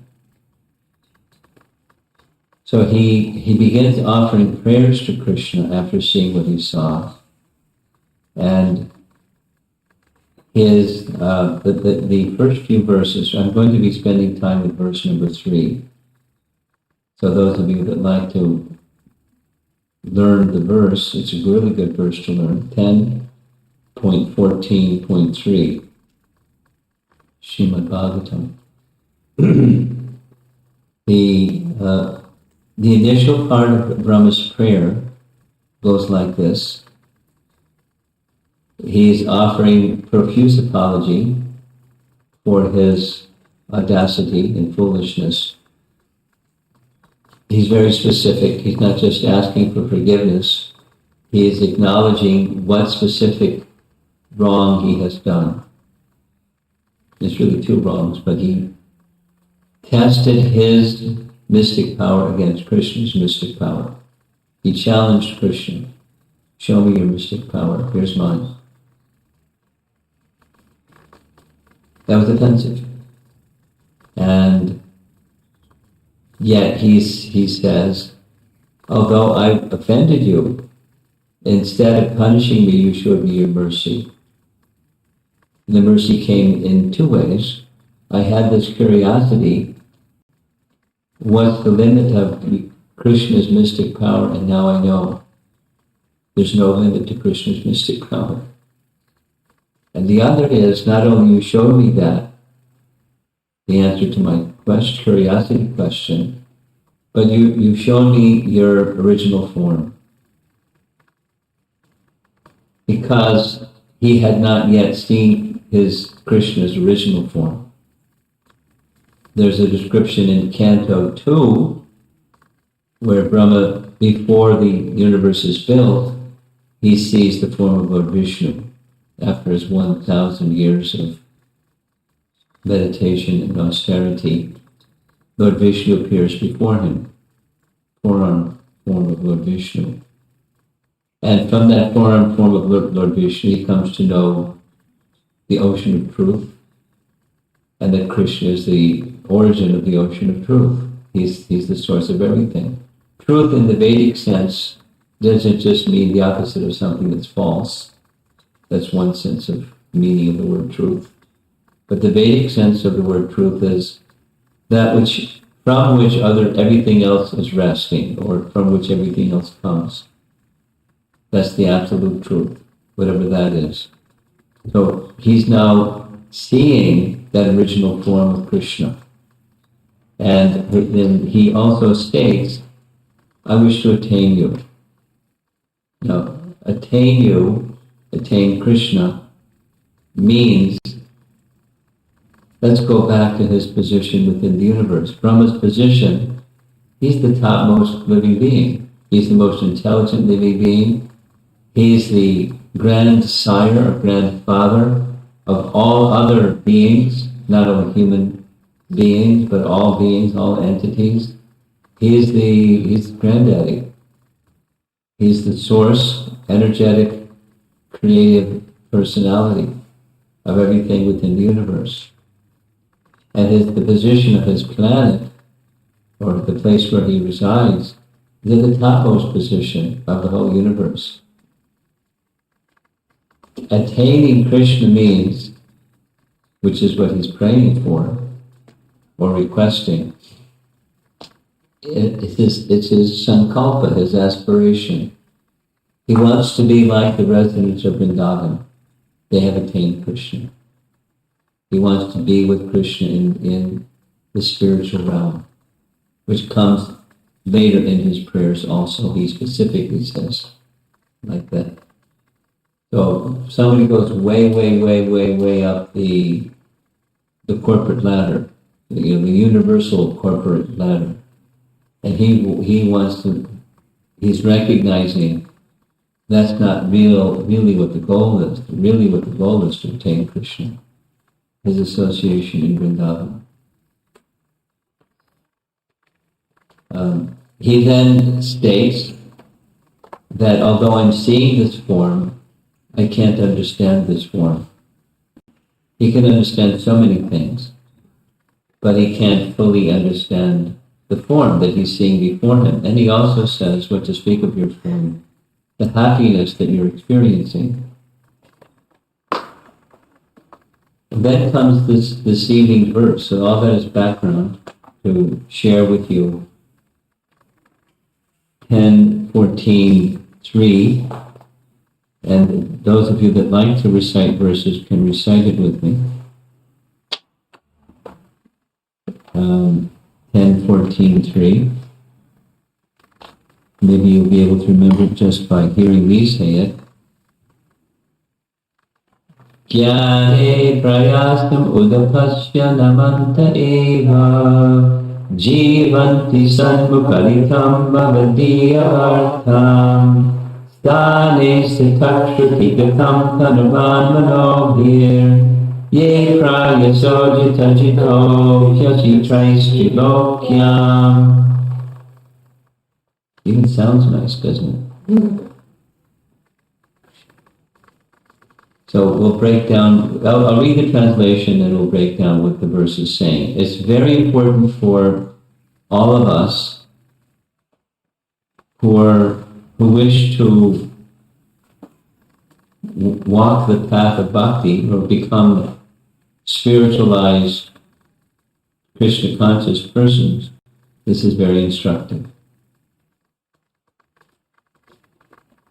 This is the Prabhupada's translation, because it's Prabhupada's translation because it's also found in Chaitanya Charitamrita. Those who, even while remaining situated in their established social positions, throw away the process of speculative knowledge and with their body, words, and mind offer all respects to the descriptions of your personality and activities, dedicating their lives to these narrations, which are vibrated by you personally and by your pure devotees, certainly conquer your lordship, although you are otherwise unconquerable by anyone within the three worlds.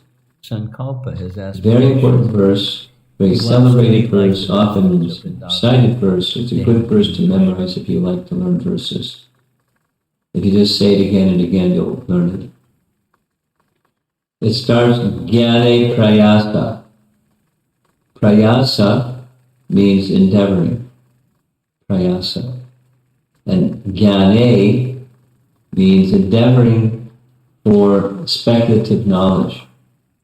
The previous verse, he said, I can't understand your this form that you've shown me. Mercifully, you've shown me the original form from which everything comes. I don't understand it. Now he's saying, to understand it, you have to let go. Or udapasya literally means to throw far away. Jnane prayasa udapasya. Discard. Give up. Trying to understand the absolute truth, Krishna, by the speculative process, but instead, namanta eva. Eva means certainly. Namanta means offering respects. Namaste. Namanta. Giving up false ego and submitting oneself to Krishna. So those are two parts so far. Jnane prayasa udapasya namanta eva. Then jivanti is a very important verse, a very important word. It has the same verbal root as jiva. Jivanti means you live. You dedicate your life, jivanti.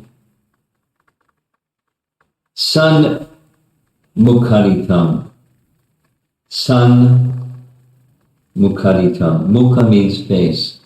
So the topics that are chanted by the mouths of your devotees, the glories of the personality of Godhead, Bhavadiya Vartan. Bhavadiya Vartan means topics in relation to you. Sanmukhat Mukharitam Bhavadiya Vartam. Reject the speculative method. Instead, offer your obeisances to, from your heart, those topics heard from your pure devotees that are about you. And jivanti. You live with that, or you abide, because remember, he wants to attain Krishna. So jivanti, you abide your life with those topics. You align your life, immerse your life with those topics. The next part, sthane stita, means you stay in your position. Sthane means to be situated in. And stita, you stay where you are. So, if you're, whatever your profession, whatever your psychophysical nature is, you may be this, you may be that, you may be the other thing. There's not a prior qualification or disqualification. Stay with whatever you are, whatever your nature is, you just continue doing that. Sthane stita. You don't have to become a sannyasi. There are teachings out there somewhere in India that says you can't make any spiritual progress unless you become a sannyasi. But that's not what Krishna says. Isn't that what Brahma said?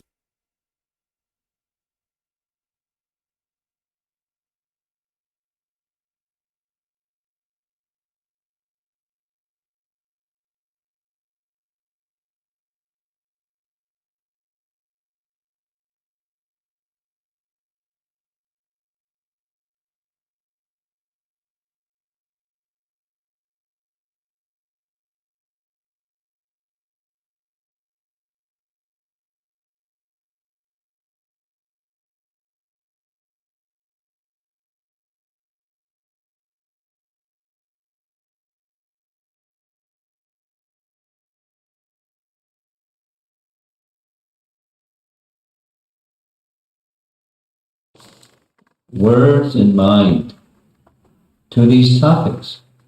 So stay in your position.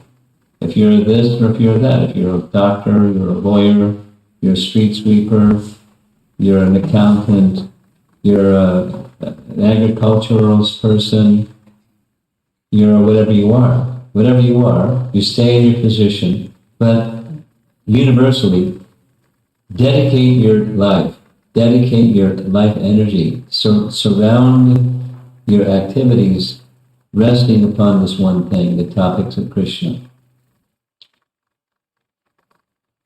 as a core central part of your life. And never abandon it. Stay with it, and it will stay with you, and it will spiritualize your life. And then comes the last line. Yea, prayaso, here's this word, prayasa again. Those who endeavor in this way, all of the above, yea, prayaso, ajita jita. Ajita is the name of Krishna. That means he cannot be conquered. One who cannot be conquered is ajita. And then the very next word is jita. He who cannot be conquered becomes conquered. That sounds like a contradiction, right? He who cannot become conquered becomes conquered. That is, the supremely powerful Krishna, who Brahma is speaking to, there is no one that is equal in power to him. He has no equal and he has no one greater. There's a phrase in the Bhagavatam, Astama Urdhva. Sama means equal, he has no equal. And Urdhva means greater. He's the supremely powerful, that's God. There's the Almighty God, there's no one more powerful. But he can be conquered. And how is he conquered? He's conquered by bhakti. Like the resident of Vrindavan, like Mother Yasoda, binding Krishna with a rope. We spent the whole month of Kartik praising Lord Damodar, the pastime of Yasoda Damodar, because the love of Mother Yasoda is so great, Ajita became Jita. She didn't bind Krishna with rope, exactly. She bound Krishna with her love because the rope was inadequate. But when Krishna saw the intensity of love that she had as mother for him, she agreed to be bound. He agreed to be bound. And then she bound him. She tied him up. That's the meaning, is one of the meanings of the name Damodar. Damo means waist, and Uddhara means around the waist. It was bound around the waist, Damodar. Not exactly by the rope of Mother Yasoda, but by the love of Mother Yasoda. So, ye prayaso ajita jita.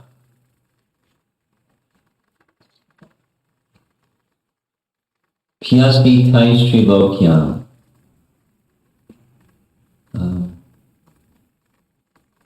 He's unconquerable by anyone within the three worlds, Trilokyam. So the three worlds, the lower, middle, upper planetary systems. Brahma is from the topmost of the upper planetary system, but he can't find Krishna. He can't control Krishna. But love can control Krishna. So the all-powerful Supreme is controlled by the love of his devotees.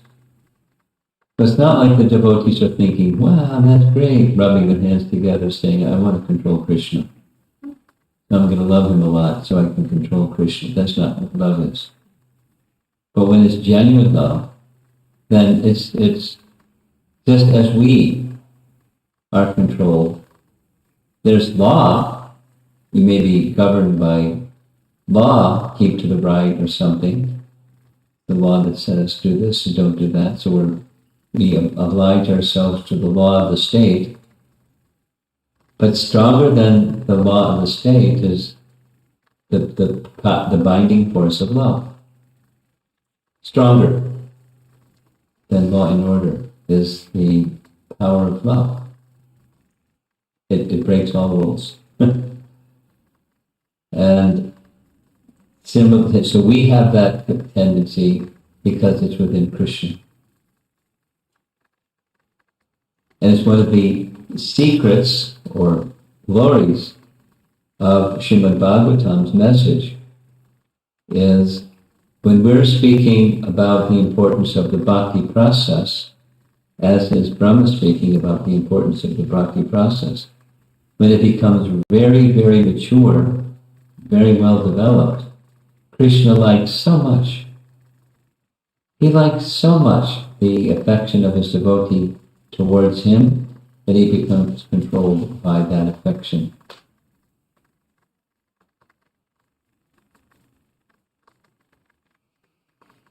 And that's one of Krishna's greatest qualities. The Sanskrit phrase is Bhakta Vatsala. Bhakta Vatsala. I'm going to tell a little story and then end. The little story is something that many of our listeners already know, but there may be some of you who are newer and you don't know. It's an example of Krishna's quality of Bhakta Vatsala, where he's controlled by the love of his devotee. And the story, there's a longer version, the shorter version, is grandfather Bhishma, when he was born, and as a young man, he had a different name. Does anyone know what his different name was? Devarata.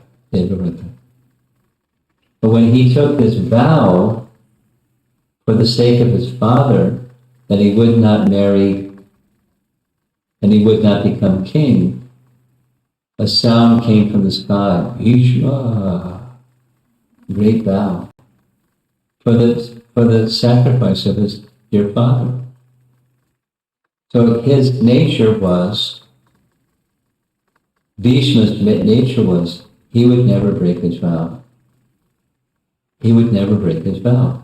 He even had to contend with Parshuram and do battle with Parshuram for a whole month. Each day, battling Parshuram. I wouldn't want to do that. Because he wouldn't give up his vow, that he wouldn't marry. So his nature, he was renowned for not breaking his vow, but Krishna made him break his vow. You know how that happened? Krishna made him break his vow?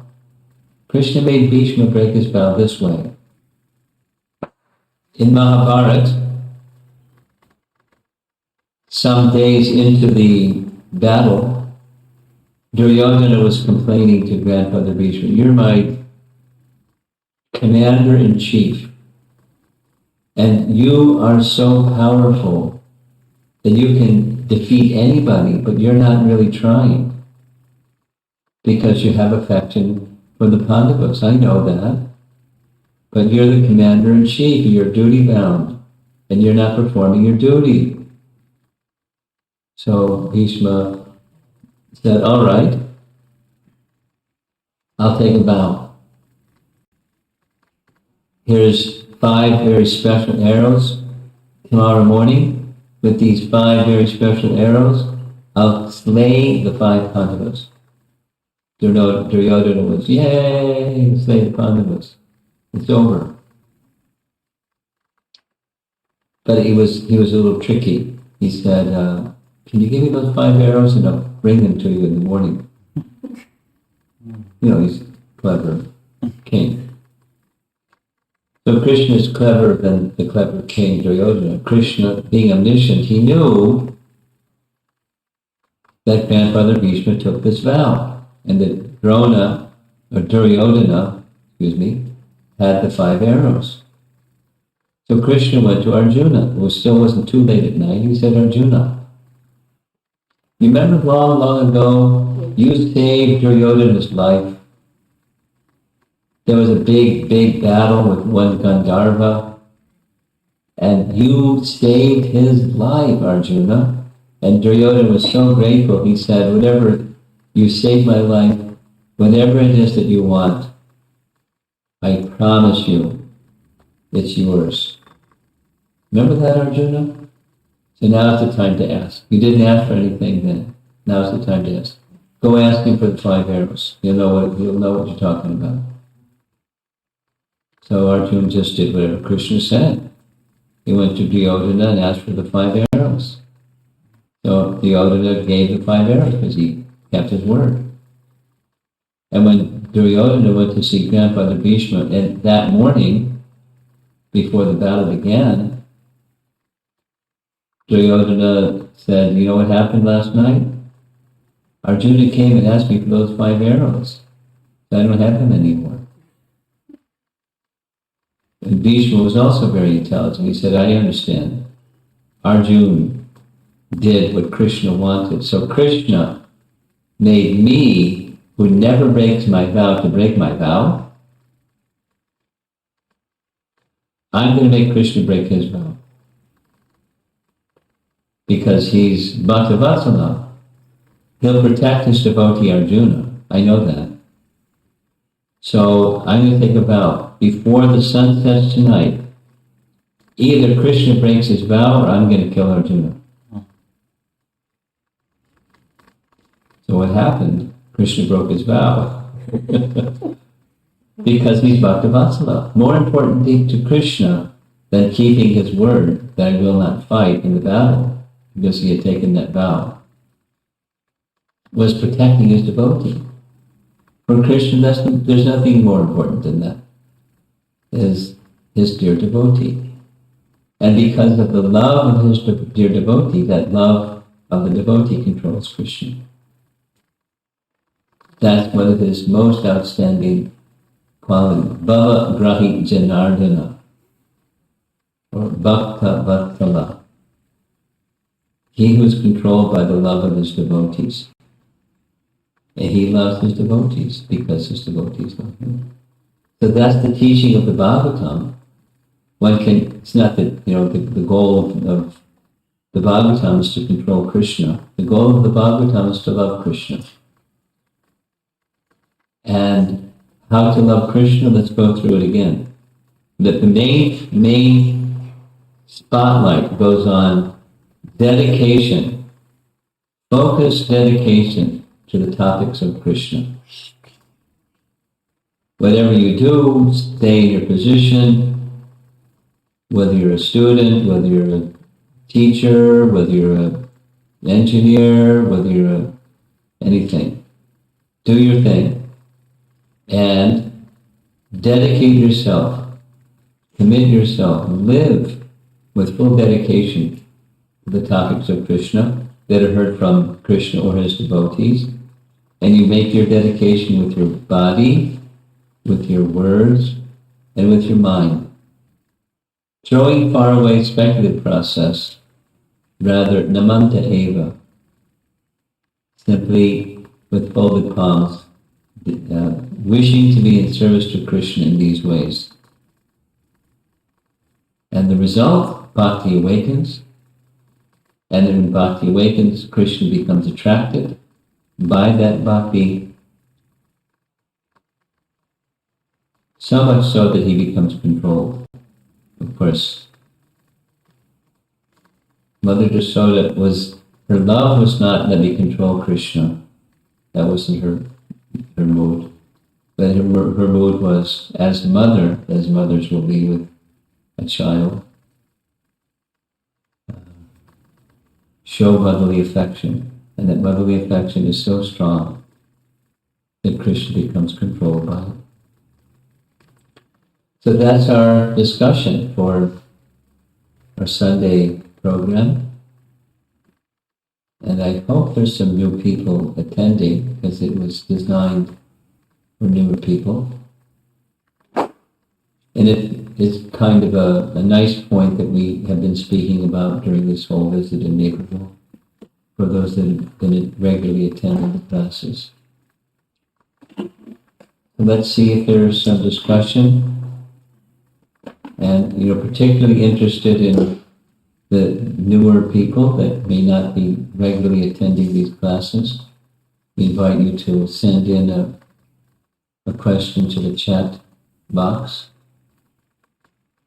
And we'll maybe just get things rolling, start with the devotees in the room here. Who would like to raise a question? Maharaj, my question is, can you hear me? We're good. So my question is, what is the difference, when is it pastime and when is it karma?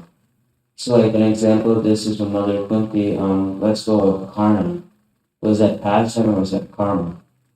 The event with Krsna, Mm-hmm. it's not karma.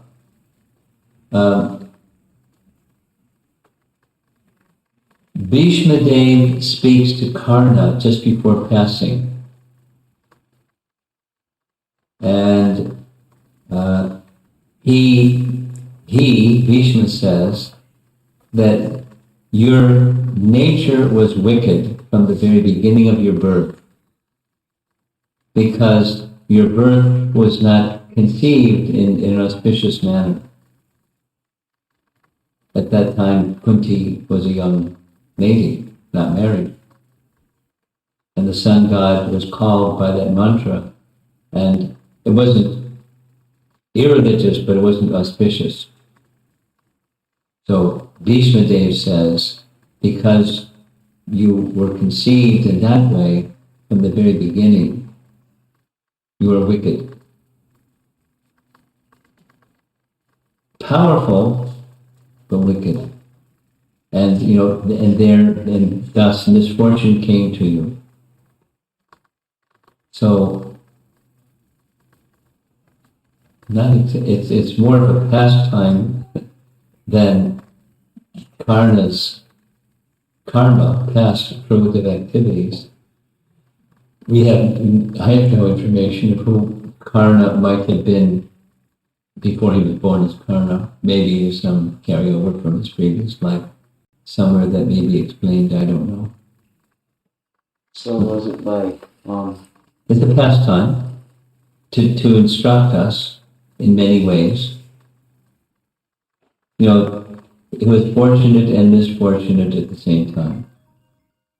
Being the son of the sun god, he had celestial powers, but they were misdirected celestial powers. So therefore he aligned himself with the bad person. He knew Duryodhana was bad. Not like he didn't know. But Duryodhana showed him affection. Duryodhana placed him on the same throne with himself, side by side. They were like best of buddies. And he was proud, and he was feeling mistreated, and Duryodhana treated him with affection. So he aligned himself with Duryodhana. During this conversation, Bhishma was asking Duryodhana, these are your brothers, not just cousins. They're your brothers. And Kunti is your mother. So don't go against your mother and your brother. Side with them. Leave the side. So he said, I can't leave Duryodhana. What you say is true, but I can't. So He was stuck, implicated with his misfortune, a bad association with Duryodhana. He's implicated. So that's part of the lesson. Don't implicate yourself with bad association, because then you may do things that you know really shouldn't be doing. And you're too attached, it's too late, you're too attached. So Karna accepted that I'll be killed because the Pandavas are favored by Krishna. So, but I'll go out with a good fight. The son of the sun god.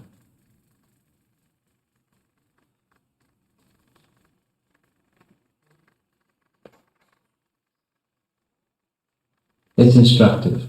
All these personalities are doing what they're doing because it facilitates instruction from Krishna to the world.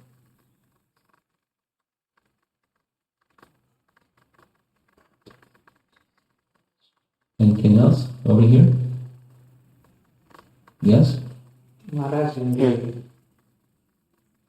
Here's the microphone. When you speak, it might be best if you pull the mask down so then we can hear you better, online especially. Hare Krishna Maharaj. So, Brahmaji is the most intelligent person. Yes. And he is also a great devotee. Yes. He himself says that he could not understand the Lord. Yes. So, as a jiva, I mean a tiny, insignificant soul like me, when particularly reversals happens in our life, so how do we at that time, you do space for anything. When you're speaking now of misfortune? Yes. Oh, that's The text reversals. 8. Go ahead and read text 8, but go ahead. So reversals. Yes. Especially in the reverse. Yes. So, how we can get over, you say that, yes, performing devotional service will help, but you completely lose the taste for anything, both material and spiritual. The losing taste has to do with attachment for the temporary, and the solution to the attachment for the temporary is attachment to the eternal. Bhakti requires attachment to the eternal, and when attachment for the eternal becomes real, then attachment for the temporary slackens. Your statement is, my attachment to the temporary is interfering with my attachment for the eternal. I've lost a taste for the attachment to the eternal due to my attachment to the temporary. Yes? So why the Lord puts the devotees even though into that situation? He's trying, but I'm trying to be a nice devotee, but Krishna's not making it easy for me. He's making it hard because there's this difficulty that's facing me. And my attention goes to the difficulty instead of to Krishna. So why is Krishna doing that? That's your question. yeah. And that you say karma, but at least No. For the read. I invite you, please. Read Brahma Samhita, text 61, verse and purport. I'll recite it. Yastvindra gopam atavindra mahosva karma bandhanurupam pavabhajanam atunoti. This is karmani nirdhita kintu cha bhakti bhajam Govindamadi purusham. So Govinda is very kind. For those all the way up the heavenly region, all the way down to the little germ, the Indragopa germ, they get their karma. But for those who are bhakti bhajam, those who are devotees, there's a different rule. And the different rule is Krishna interacts with those devotees in such a way, he takes away the very root cause of their material existence. Namely,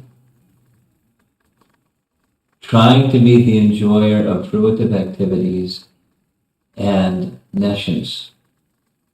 One is passion, the other is ignorance. The root cause of suffering is ignorance. So Krishna, for the devotee, is very kind. He helps remove that ignorance. However, in the removal of ignorance, sometimes we say, ouch, it hurts, because we're attached to it. We're attached to fruitive activities, deeply ingrained is fruitive activities and nescience, forgetfulness of who we are, and adopting another identity instead of who we are. That's nescience. Nescience. It covers real knowledge and the real happiness of a living entity. So that verse in Brahma Samhita says, Govinda is very kind. For the devotee, there's not karma involved. It's Krishna's helping that devotee become forever finished with nescience and fruitive activities. Instead, acceptance of him. So where does one's attachment go? That's the question. If there's attachment to being the enjoyer of the temporary, that's nescience and fruitive activity.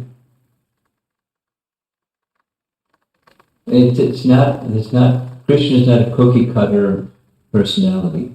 He doesn't do the same thing with everybody. But the principle is, he may create a situation of prosperity, things are going very well. Then again, he may take that situation of prosperity, like he did with Prabhupada. He took it all away. Correct? And what was Prabhupada left with? Krishna. And then he became more wealthy than he would have been if his business didn't go down. He had Krishna. And once he had Krishna's unalloyed shelter, Krishna gave him more than he had when he was a householder. But when he came to, when he started, when he was living in India even, he had next to nothing.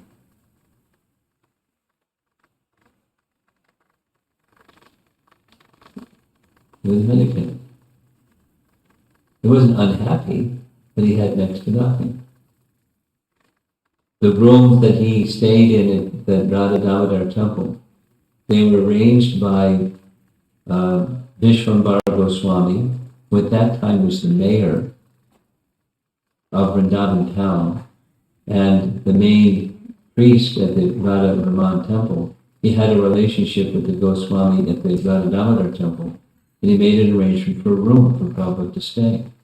And it was next to nothing, because Prabhupada had next to nothing.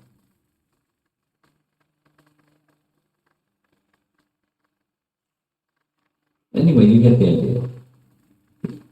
He was left with next to nothing for a long time. Next to nothing for a long time. And then by that purification of continuing to serve, although he had next to nothing, he wasn't whining and complaining, oh, I have next to nothing. He was wanting to serve. And then Krishna gave him all kinds of things. But he didn't become proud of those many things, or infatuated with being the enjoyer of those, because that was all gone. Like Krishna's kindness of taking everything away. That's the meaning of Hari.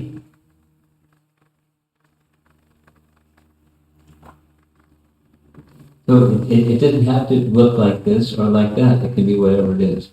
But it's the kindness of Govinda as he takes away it from the very root the cause of our material existence from his sincere devotee. There's this nice prayer, you probably know it, written by Rupa Goswami, who says in his prayer, if you at all want to be happy in family life, don't go to Keshigarh. Because there's this young boy playing upon a flute at Keshigarh, and you'll lose all of your attraction for family life. So don't go there. He'll steal your heart away. Which is, a negative way of saying go there. Not specifically so that you'll lose attraction for family life, but the affinity for being the enjoyer of temporary. The position of devotee is not to be the enjoyer of temporary. The position of the devotee is to engage in service in whatever situation Krishna arranges. And we just accept the arrangement that Krishna makes for us, and we move toward Krishna with that arrangement. Recognizing all the while he's very kind. Not the opposite. Why is he doing this to me? Because I'm trying to be a nice devotee. That's, I want to be the enjoyer. That's not what bhakti is. So that I want to be the enjoyer is that part of the problem. That is the problem. Krishna is the enjoyer. And when that consciousness is aligned in our life, it's different. Life unfolds differently.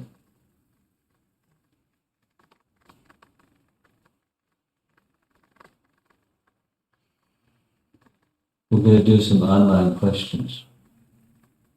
Yeah?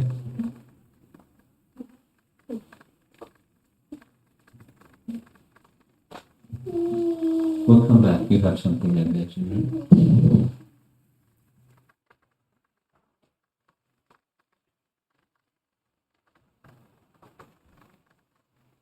I have a lot of questions. A lot of questions, okay. So look, scan if you see any new, you read the first one, but if you see any new people, take those questions first. Karuni Radhamatavi's question. How can I ensure that when I hear, I'm not doing so to just gain knowledge like a jnani, but I'm hearing with the right attitude of a devotee? What are some steps to take, and can you elaborate how to make sure? Well, the very nature of your question indicates two things. That there is a tendency to gather knowledge for the sake of knowledge. And you're also indicating that you understand there's something better than that, and that's a beginning.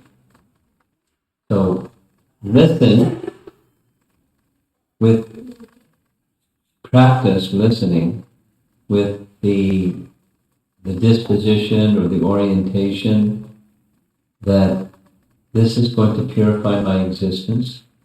It will attract me to Krishna, and my love for Krishna will grow just by that sound vibration touching my heart. You go forward with that disposition, and it will diminish the attractiveness of knowledge gathering propensity. We want to know about, so it's the main consideration here is your intention. We as devotees, we want to know Krishna. So that's an inquisitive spirit. It may take on the position of jnana, or may take on the position of bhakti. So the disposition of heart is everything. So you practice that disposition of heart, and it will grow. It's far more attractive than the jnana spirit. That's my simple answer to that question.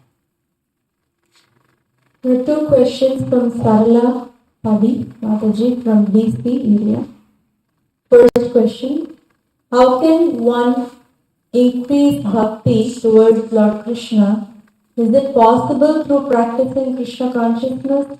Is it possible to quantify how much bhakti one can have towards Lord Krishna? Thank you for that question, because it's exactly what the topic of this evening's verse was.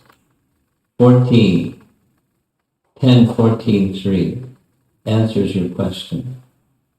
Now, it's dedication, one more time, to body, words, and mind, to the topics of Krishna.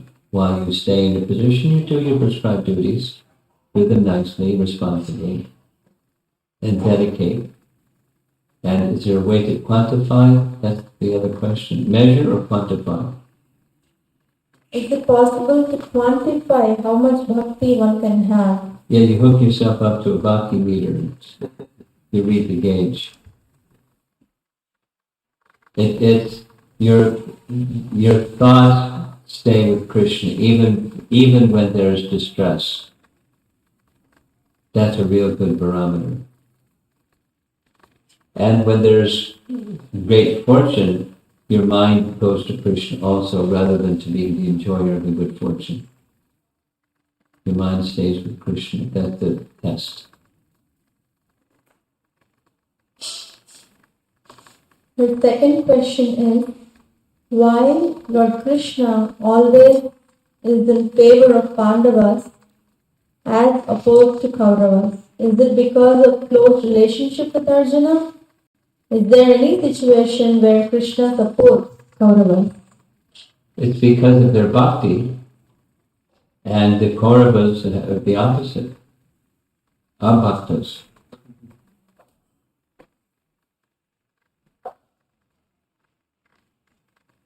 We have two questions from Sri Radhika Mataji. You mentioned that previously Brahma had heard about Krishna's glories, but from the Brahma Vimohan Leela, he got direct experience of the greatness of Krishna. Yes. I can see a parallel here with the concept of the three kinds of evidence for gathering knowledge, Pratyaksha, Anuman and Shabda, as well as with the four levels of intelligence, those that learn by hearing from the experience of others, down to those who learn by what you call the school of hard knocks. So I have two questions. First question. It seems that our psychophysical nature predisposes us towards a particular learning style, such as some are visual learners while some are kinesthetic, and others are oral. Does purity organically incline one towards Shabda Praman? Or could it be that even in a pure state, a soul could have perceptual preference due to being a kinesthetic learner? Yes. Second question. It seems sometimes that lessons learned by the school of hard knocks, like in this case with Lord Brahma, might be longer lasting. In the area of training children in Krishna consciousness, even though we understand that the highest level of intelligence is acquiring knowledge through hearing, how can the parent and teacher tread the delicate territory of giving space for the dependence conditioned tendency to want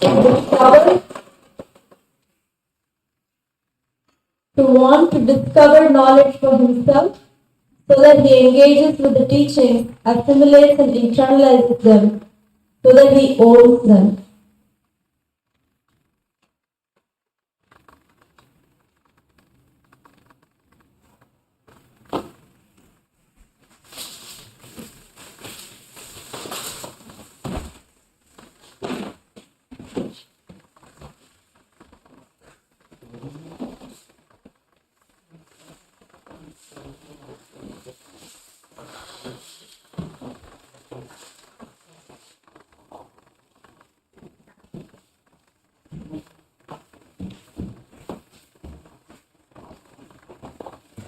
Sorry, ma'am. We have one guest. Sorry, ma'am.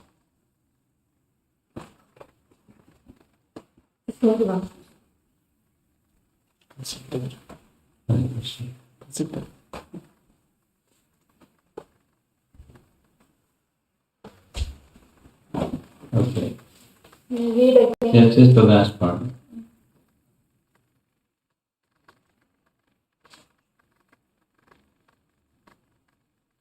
So while training in the area of training children in Krishna consciousness, even though we understand that the highest level of intelligence is acquiring knowledge through hearing, how can the parent or teacher give space for the dependent conditioned tendency to want to discover knowledge for himself so that he engages with the teachings and internalizes and owns them? Well, I think you gave me a very nice example yourself, Sri Radhika, about science. There's to be that which you can learn by hearing, and that which you can learn by experiencing. You gave examples of being out in nature and experiencing this and that and the other thing. That's experiential. But it makes the knowledge of what is heard more internalized. So I think you have an innate intuitive sense as a teacher and a mother to help your children and students understand things, not only through the hearing process. It's just it's not part of your question. I'd like to say something that's not specifically responsive to your question or your comment. And that is going back a little bit in time with our earlier classes.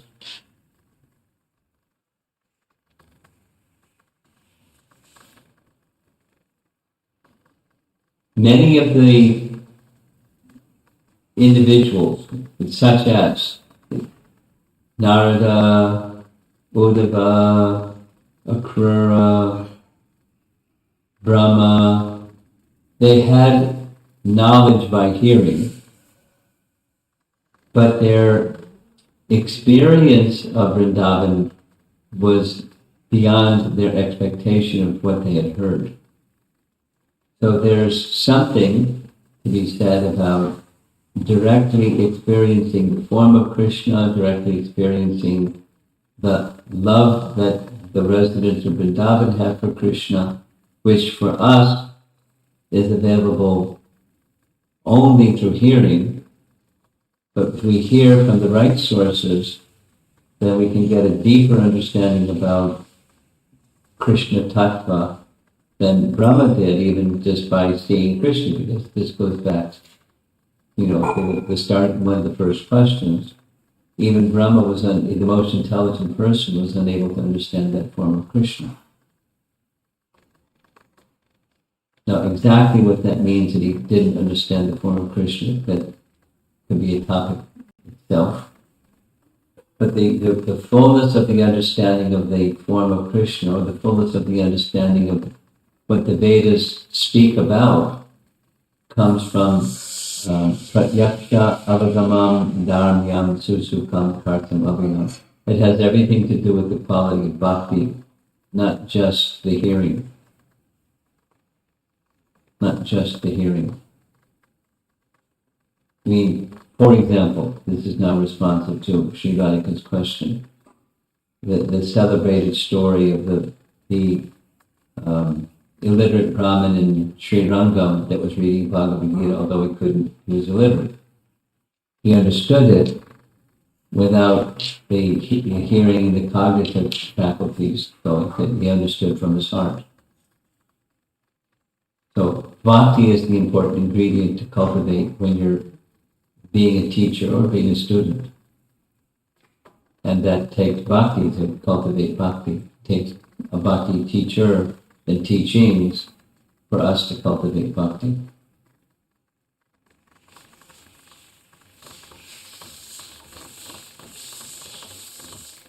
This question is from Rajeshwari Pran Mataji. How do we know that someone has well developed and mature bhakti? Well, you can start with steadiness. And their disposition of heart doesn't change with circumstance. That they're not in the Ferris wheel. No, things are going very well, and I'm high on the Ferris wheel, then down, down, down, down. I'm very low on the Ferris wheel. So they're steady regardless of up and down. These characteristics are described in Bhagavad Gita. Equipoised in all circumstances of life. Sthita pragya, or sthita di muni, those are terms you find in Bhagavad Gita. Those are symptoms of one who's fixed. This question is from Atulya Mataji. You explained about Tane Pita words, indicating that we should stay in our position and serve Krishna. I have also heard from you recently that we make our lives busy, being successful, that we do not have time to study Srimad Bhagavatam. It seems to raise doubt in me. If one stays within one's position or one's profession, then every profession takes time away that could be potentially used for studying Srimad Bhagavatam. What is the correct understanding? That's the correct understanding. Stay in your position doesn't mean you don't do anything but. It's you stay in your position, stane stita, shruti gatam tanavan manovir. So it's not either or, it's both. That is to say, yes, Atulya, you would have more time if you were a sannyasi. But you're not. You have 2 children, you have a husband, and not only that, you were feeling restless when you didn't have some kind of activity, occupation, something to engage yourself in. Isn't it? And so you're doing. There's nothing wrong with your doing, but you engage that propensity in such a way that you're taking the topics of Krishna and applying it in your professional or other than motherly and housewife kinds of role. You're dedicating yourself that way also in Krishna's service. Yena tena pakarni namana krishnena veshaya. That's the essence.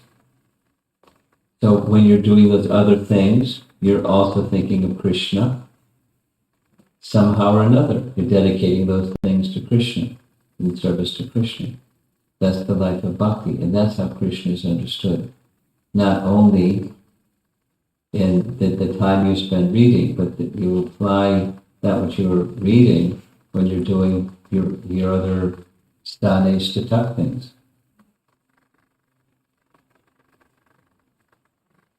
This question, there are 2 questions from Vishakha, a 6-year-old daughter. Can Krishna come to our home and eat butter? He can do whatever he wants. But is your home inviting enough for Krishna to come to eat butter? Make it inviting and he may come. And her second question is, why does Srimad Bhagavatam have a lot of stories in one book, whereas Bhagavad Gita does not have so many stories? They're different. Bhagavad Gita is one part of a much bigger literature called Mahabharata. There's lots and lots and lots of stories. I told one of them this evening. the story of the arrows, the 5 arrows that Bhishma gave to Duryodhana. But that's a story. Because Bhagavad Gita is just the philosophical portion. There are sections of the Bhagavatam. There's lots of philosophy. You probably wouldn't be so interested in that compared to the stories. Vishaka. This question is from Radhika Priya Mataji from St. Louis. Is it because Karna was in bad association with Duryodhana that he had to die, even though he was the son of Kunti, the great devotee? Also, was it because of his previous karma? Well, that was a question that was asked already. And we all have to die. And the way in which he had to die was he was given advice by Bhishma, which he couldn't follow. And he said during that conversation, I understand the result of my being unable to follow is I'll be killed. And he just resigned to it. So, yes, bad association. He was attached to that bad association because the bad association was flattering him and treating him in a way that he felt he deserved and wanted to be treated. So if you associate with bad people, just because they may treat you in a way that you feel is nice, your good character will be taken away. And that's what happened. So because of his ill disposition towards the Pandavas, his enmity towards the Pandavas, which was the enmity of Duryodhana towards the Pandavas, he had to give up his life that way. Okay. So now, our hostess.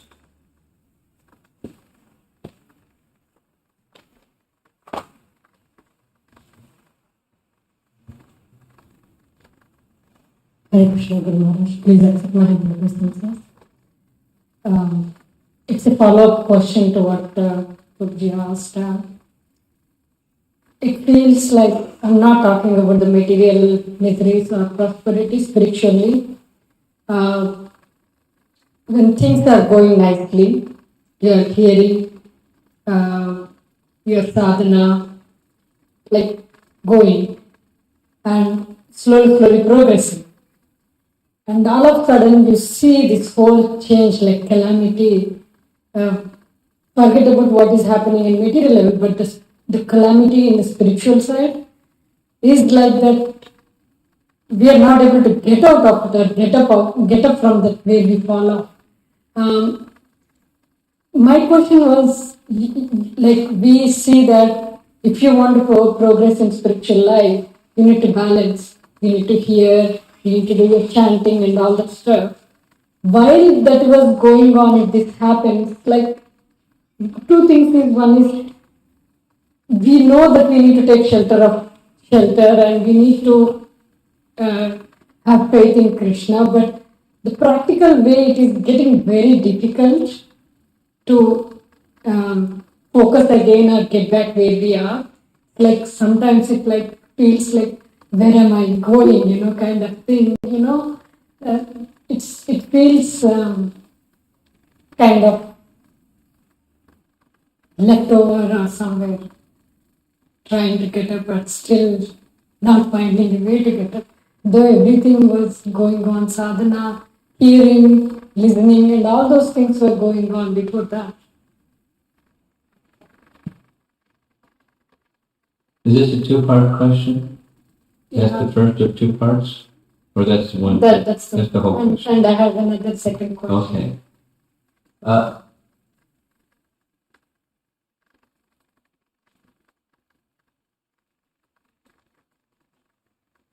In spiritual life, in material life, but likewise in spiritual life, there's hills and there's valleys. Like there was a question, how do you recognize when someone has made significant or substantial progress in bhakti? They're steady. And steady doesn't mean outside, it's inside. So inside can be sometimes we're in the down cycle, the valley. And, it's not just you, it's unsteady bhakti.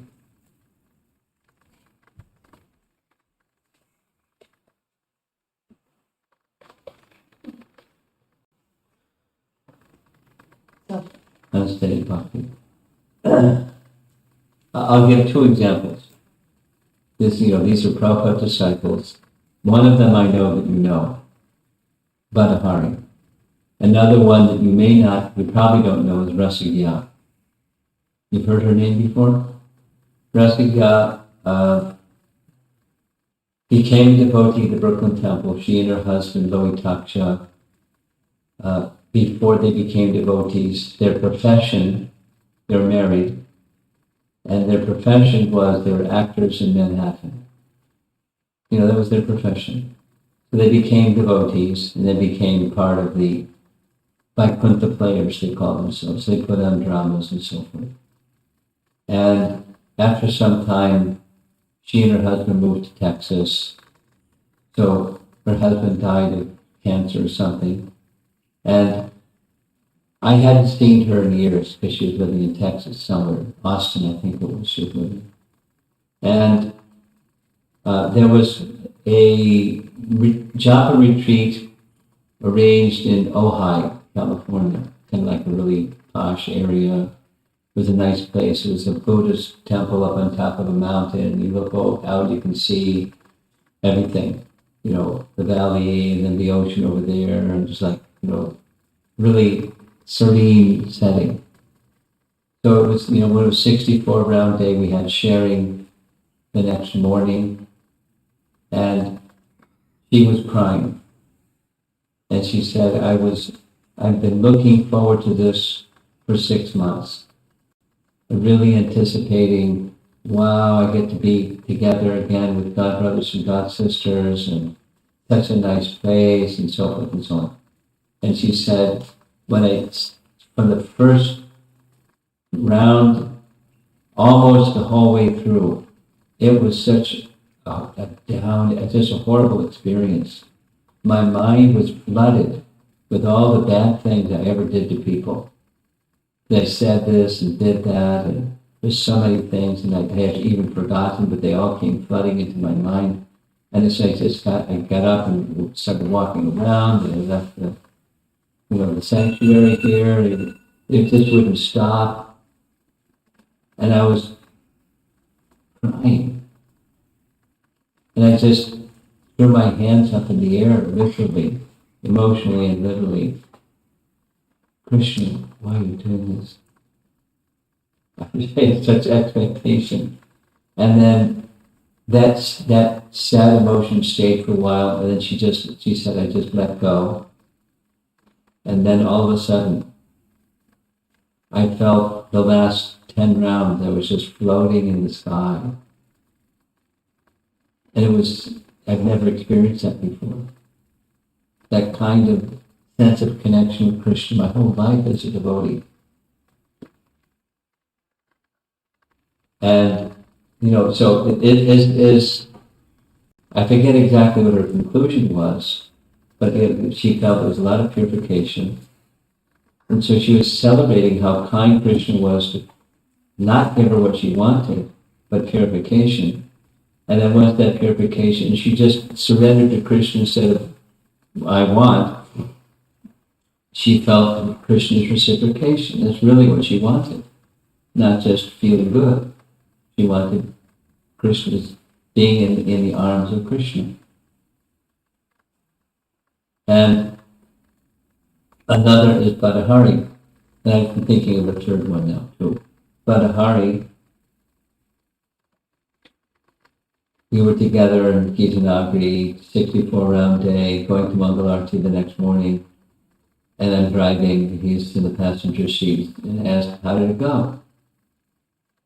In a really dark voice, he said, it was a desert. I said, what? He said, almost the entire day. It was so.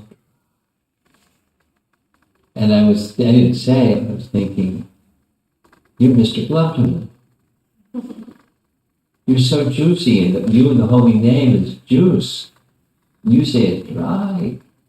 And then, he was quiet for a bit and said, but sometimes it's like that. And so I just had to stay with the name. And then, the whole experience shifted.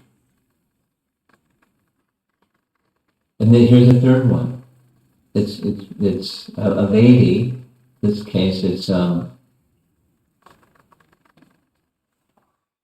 Jagakarani, and Shetrupa will send you the link to an interview on the topic of being we can't go to Vrindavan, how to be in the Vrindavan mood, because we can't go to India at all. We don't have international travel into India. And she spent with her husband Burijan many years in Vrindavan. I mean, she spent time doing other things, but she loved Vrindavan. Everyone knows Burijan and Jagatre love Vrindavan. And they have their Varsana retreats and the Govardhan retreats and this and that. So, in that interview, she says, the three most memorable times of all my experience in Vrindavan is when I broke my leg, and then something twisted her ankle, and then had malaria. And she said it wasn't that, the pain was wonderful. It was feeling helpless. In that mood of feeling helpless, I felt the soft arms of Vrindavan Dham sheltering me. It was such a comforting feeling. That is, she was surrendered.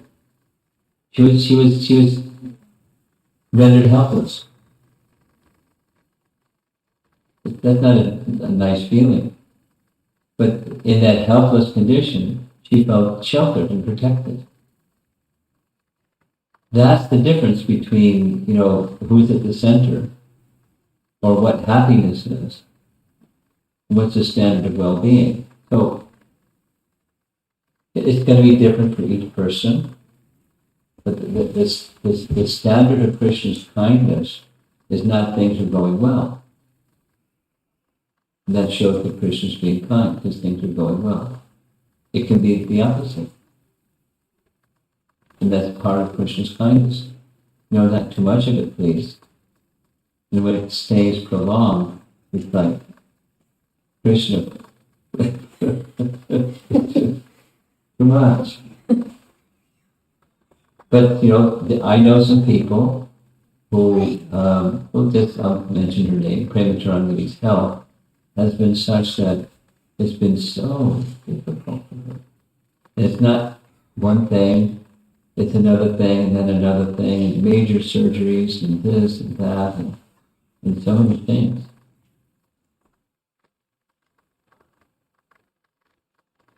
But, the shelter is very clear. It's not in physical things.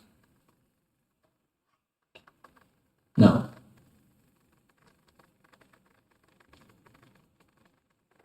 You get the picture.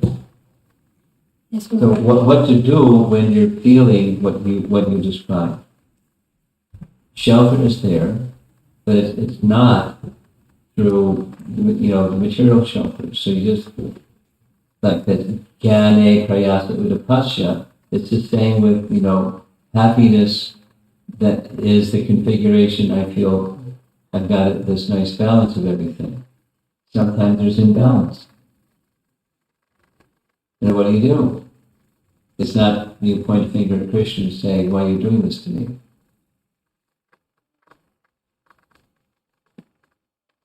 You go back to basics. Take from whatever capacity Krishna's given you, given the circumstances. You go to the heart level and you take shelter of Krishna in ABC, as much as time and circumstance permits. That sense of connection in that situation, like Jagatarini, was the most memorable experience of all, and being in Vrindavan. I was really surprised. But it was, she's genuine, she's not a cosmetic person. So listen to her speaking. It doesn't, by speaking like this, it doesn't make, okay, now I feel good. That's not the purpose. It gives an understanding of what's going on, what to do, why and what to do. Next. The next question was, we have this five, I'm keep on wondering on this, the five bhavas that we have, the Vatsalya and all. But like thinking Lord as son or friend, but why there is no bhava of like thinking Lord as a father? Like, yes, he is the father, we know it, Krishna. Krishna is our father, but it's not part of the bhavas. Like, and the follow-up question was like, is it, I feel more connected with thinking Lord as the father. I won't be able to connect with any other bhava than that one. So is it something wrong I'm doing? No, there's nothing wrong with doing.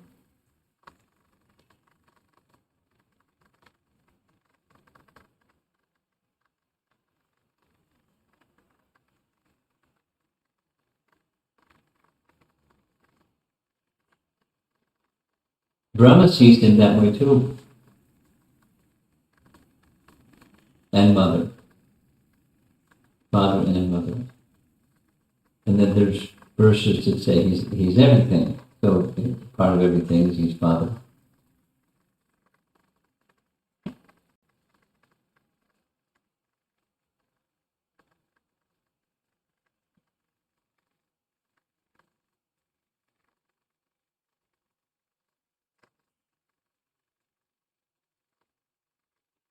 That question you asked has crossed my mind more than once.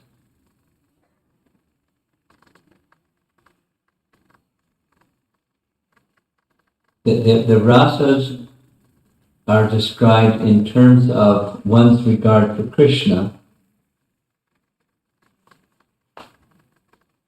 So the regard for Krishna, where he's like father, is like master, because father is master, and I'm the servant.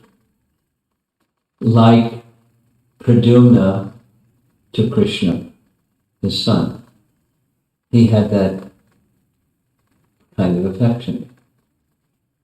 And whatever Krishna wanted, that's what he wanted.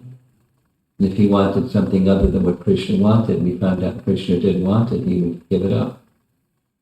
So that's, maybe that's the answer to your question. He was acting like father to Pradyumna, and he was being regarded like father by Pradyumna. And others that have that servant to master regard. It can be even specific father or just master in the servant. Like Prahlad towards Lord Vishnudev. He didn't feel fear of his mightiness, but he just wanted to be, you're the master, I'm the servant, that's it. So how's that? Yes. Okay, we're done. Thank you very much, Prabhupada. We're done. Do you have anything you want to add? You're good.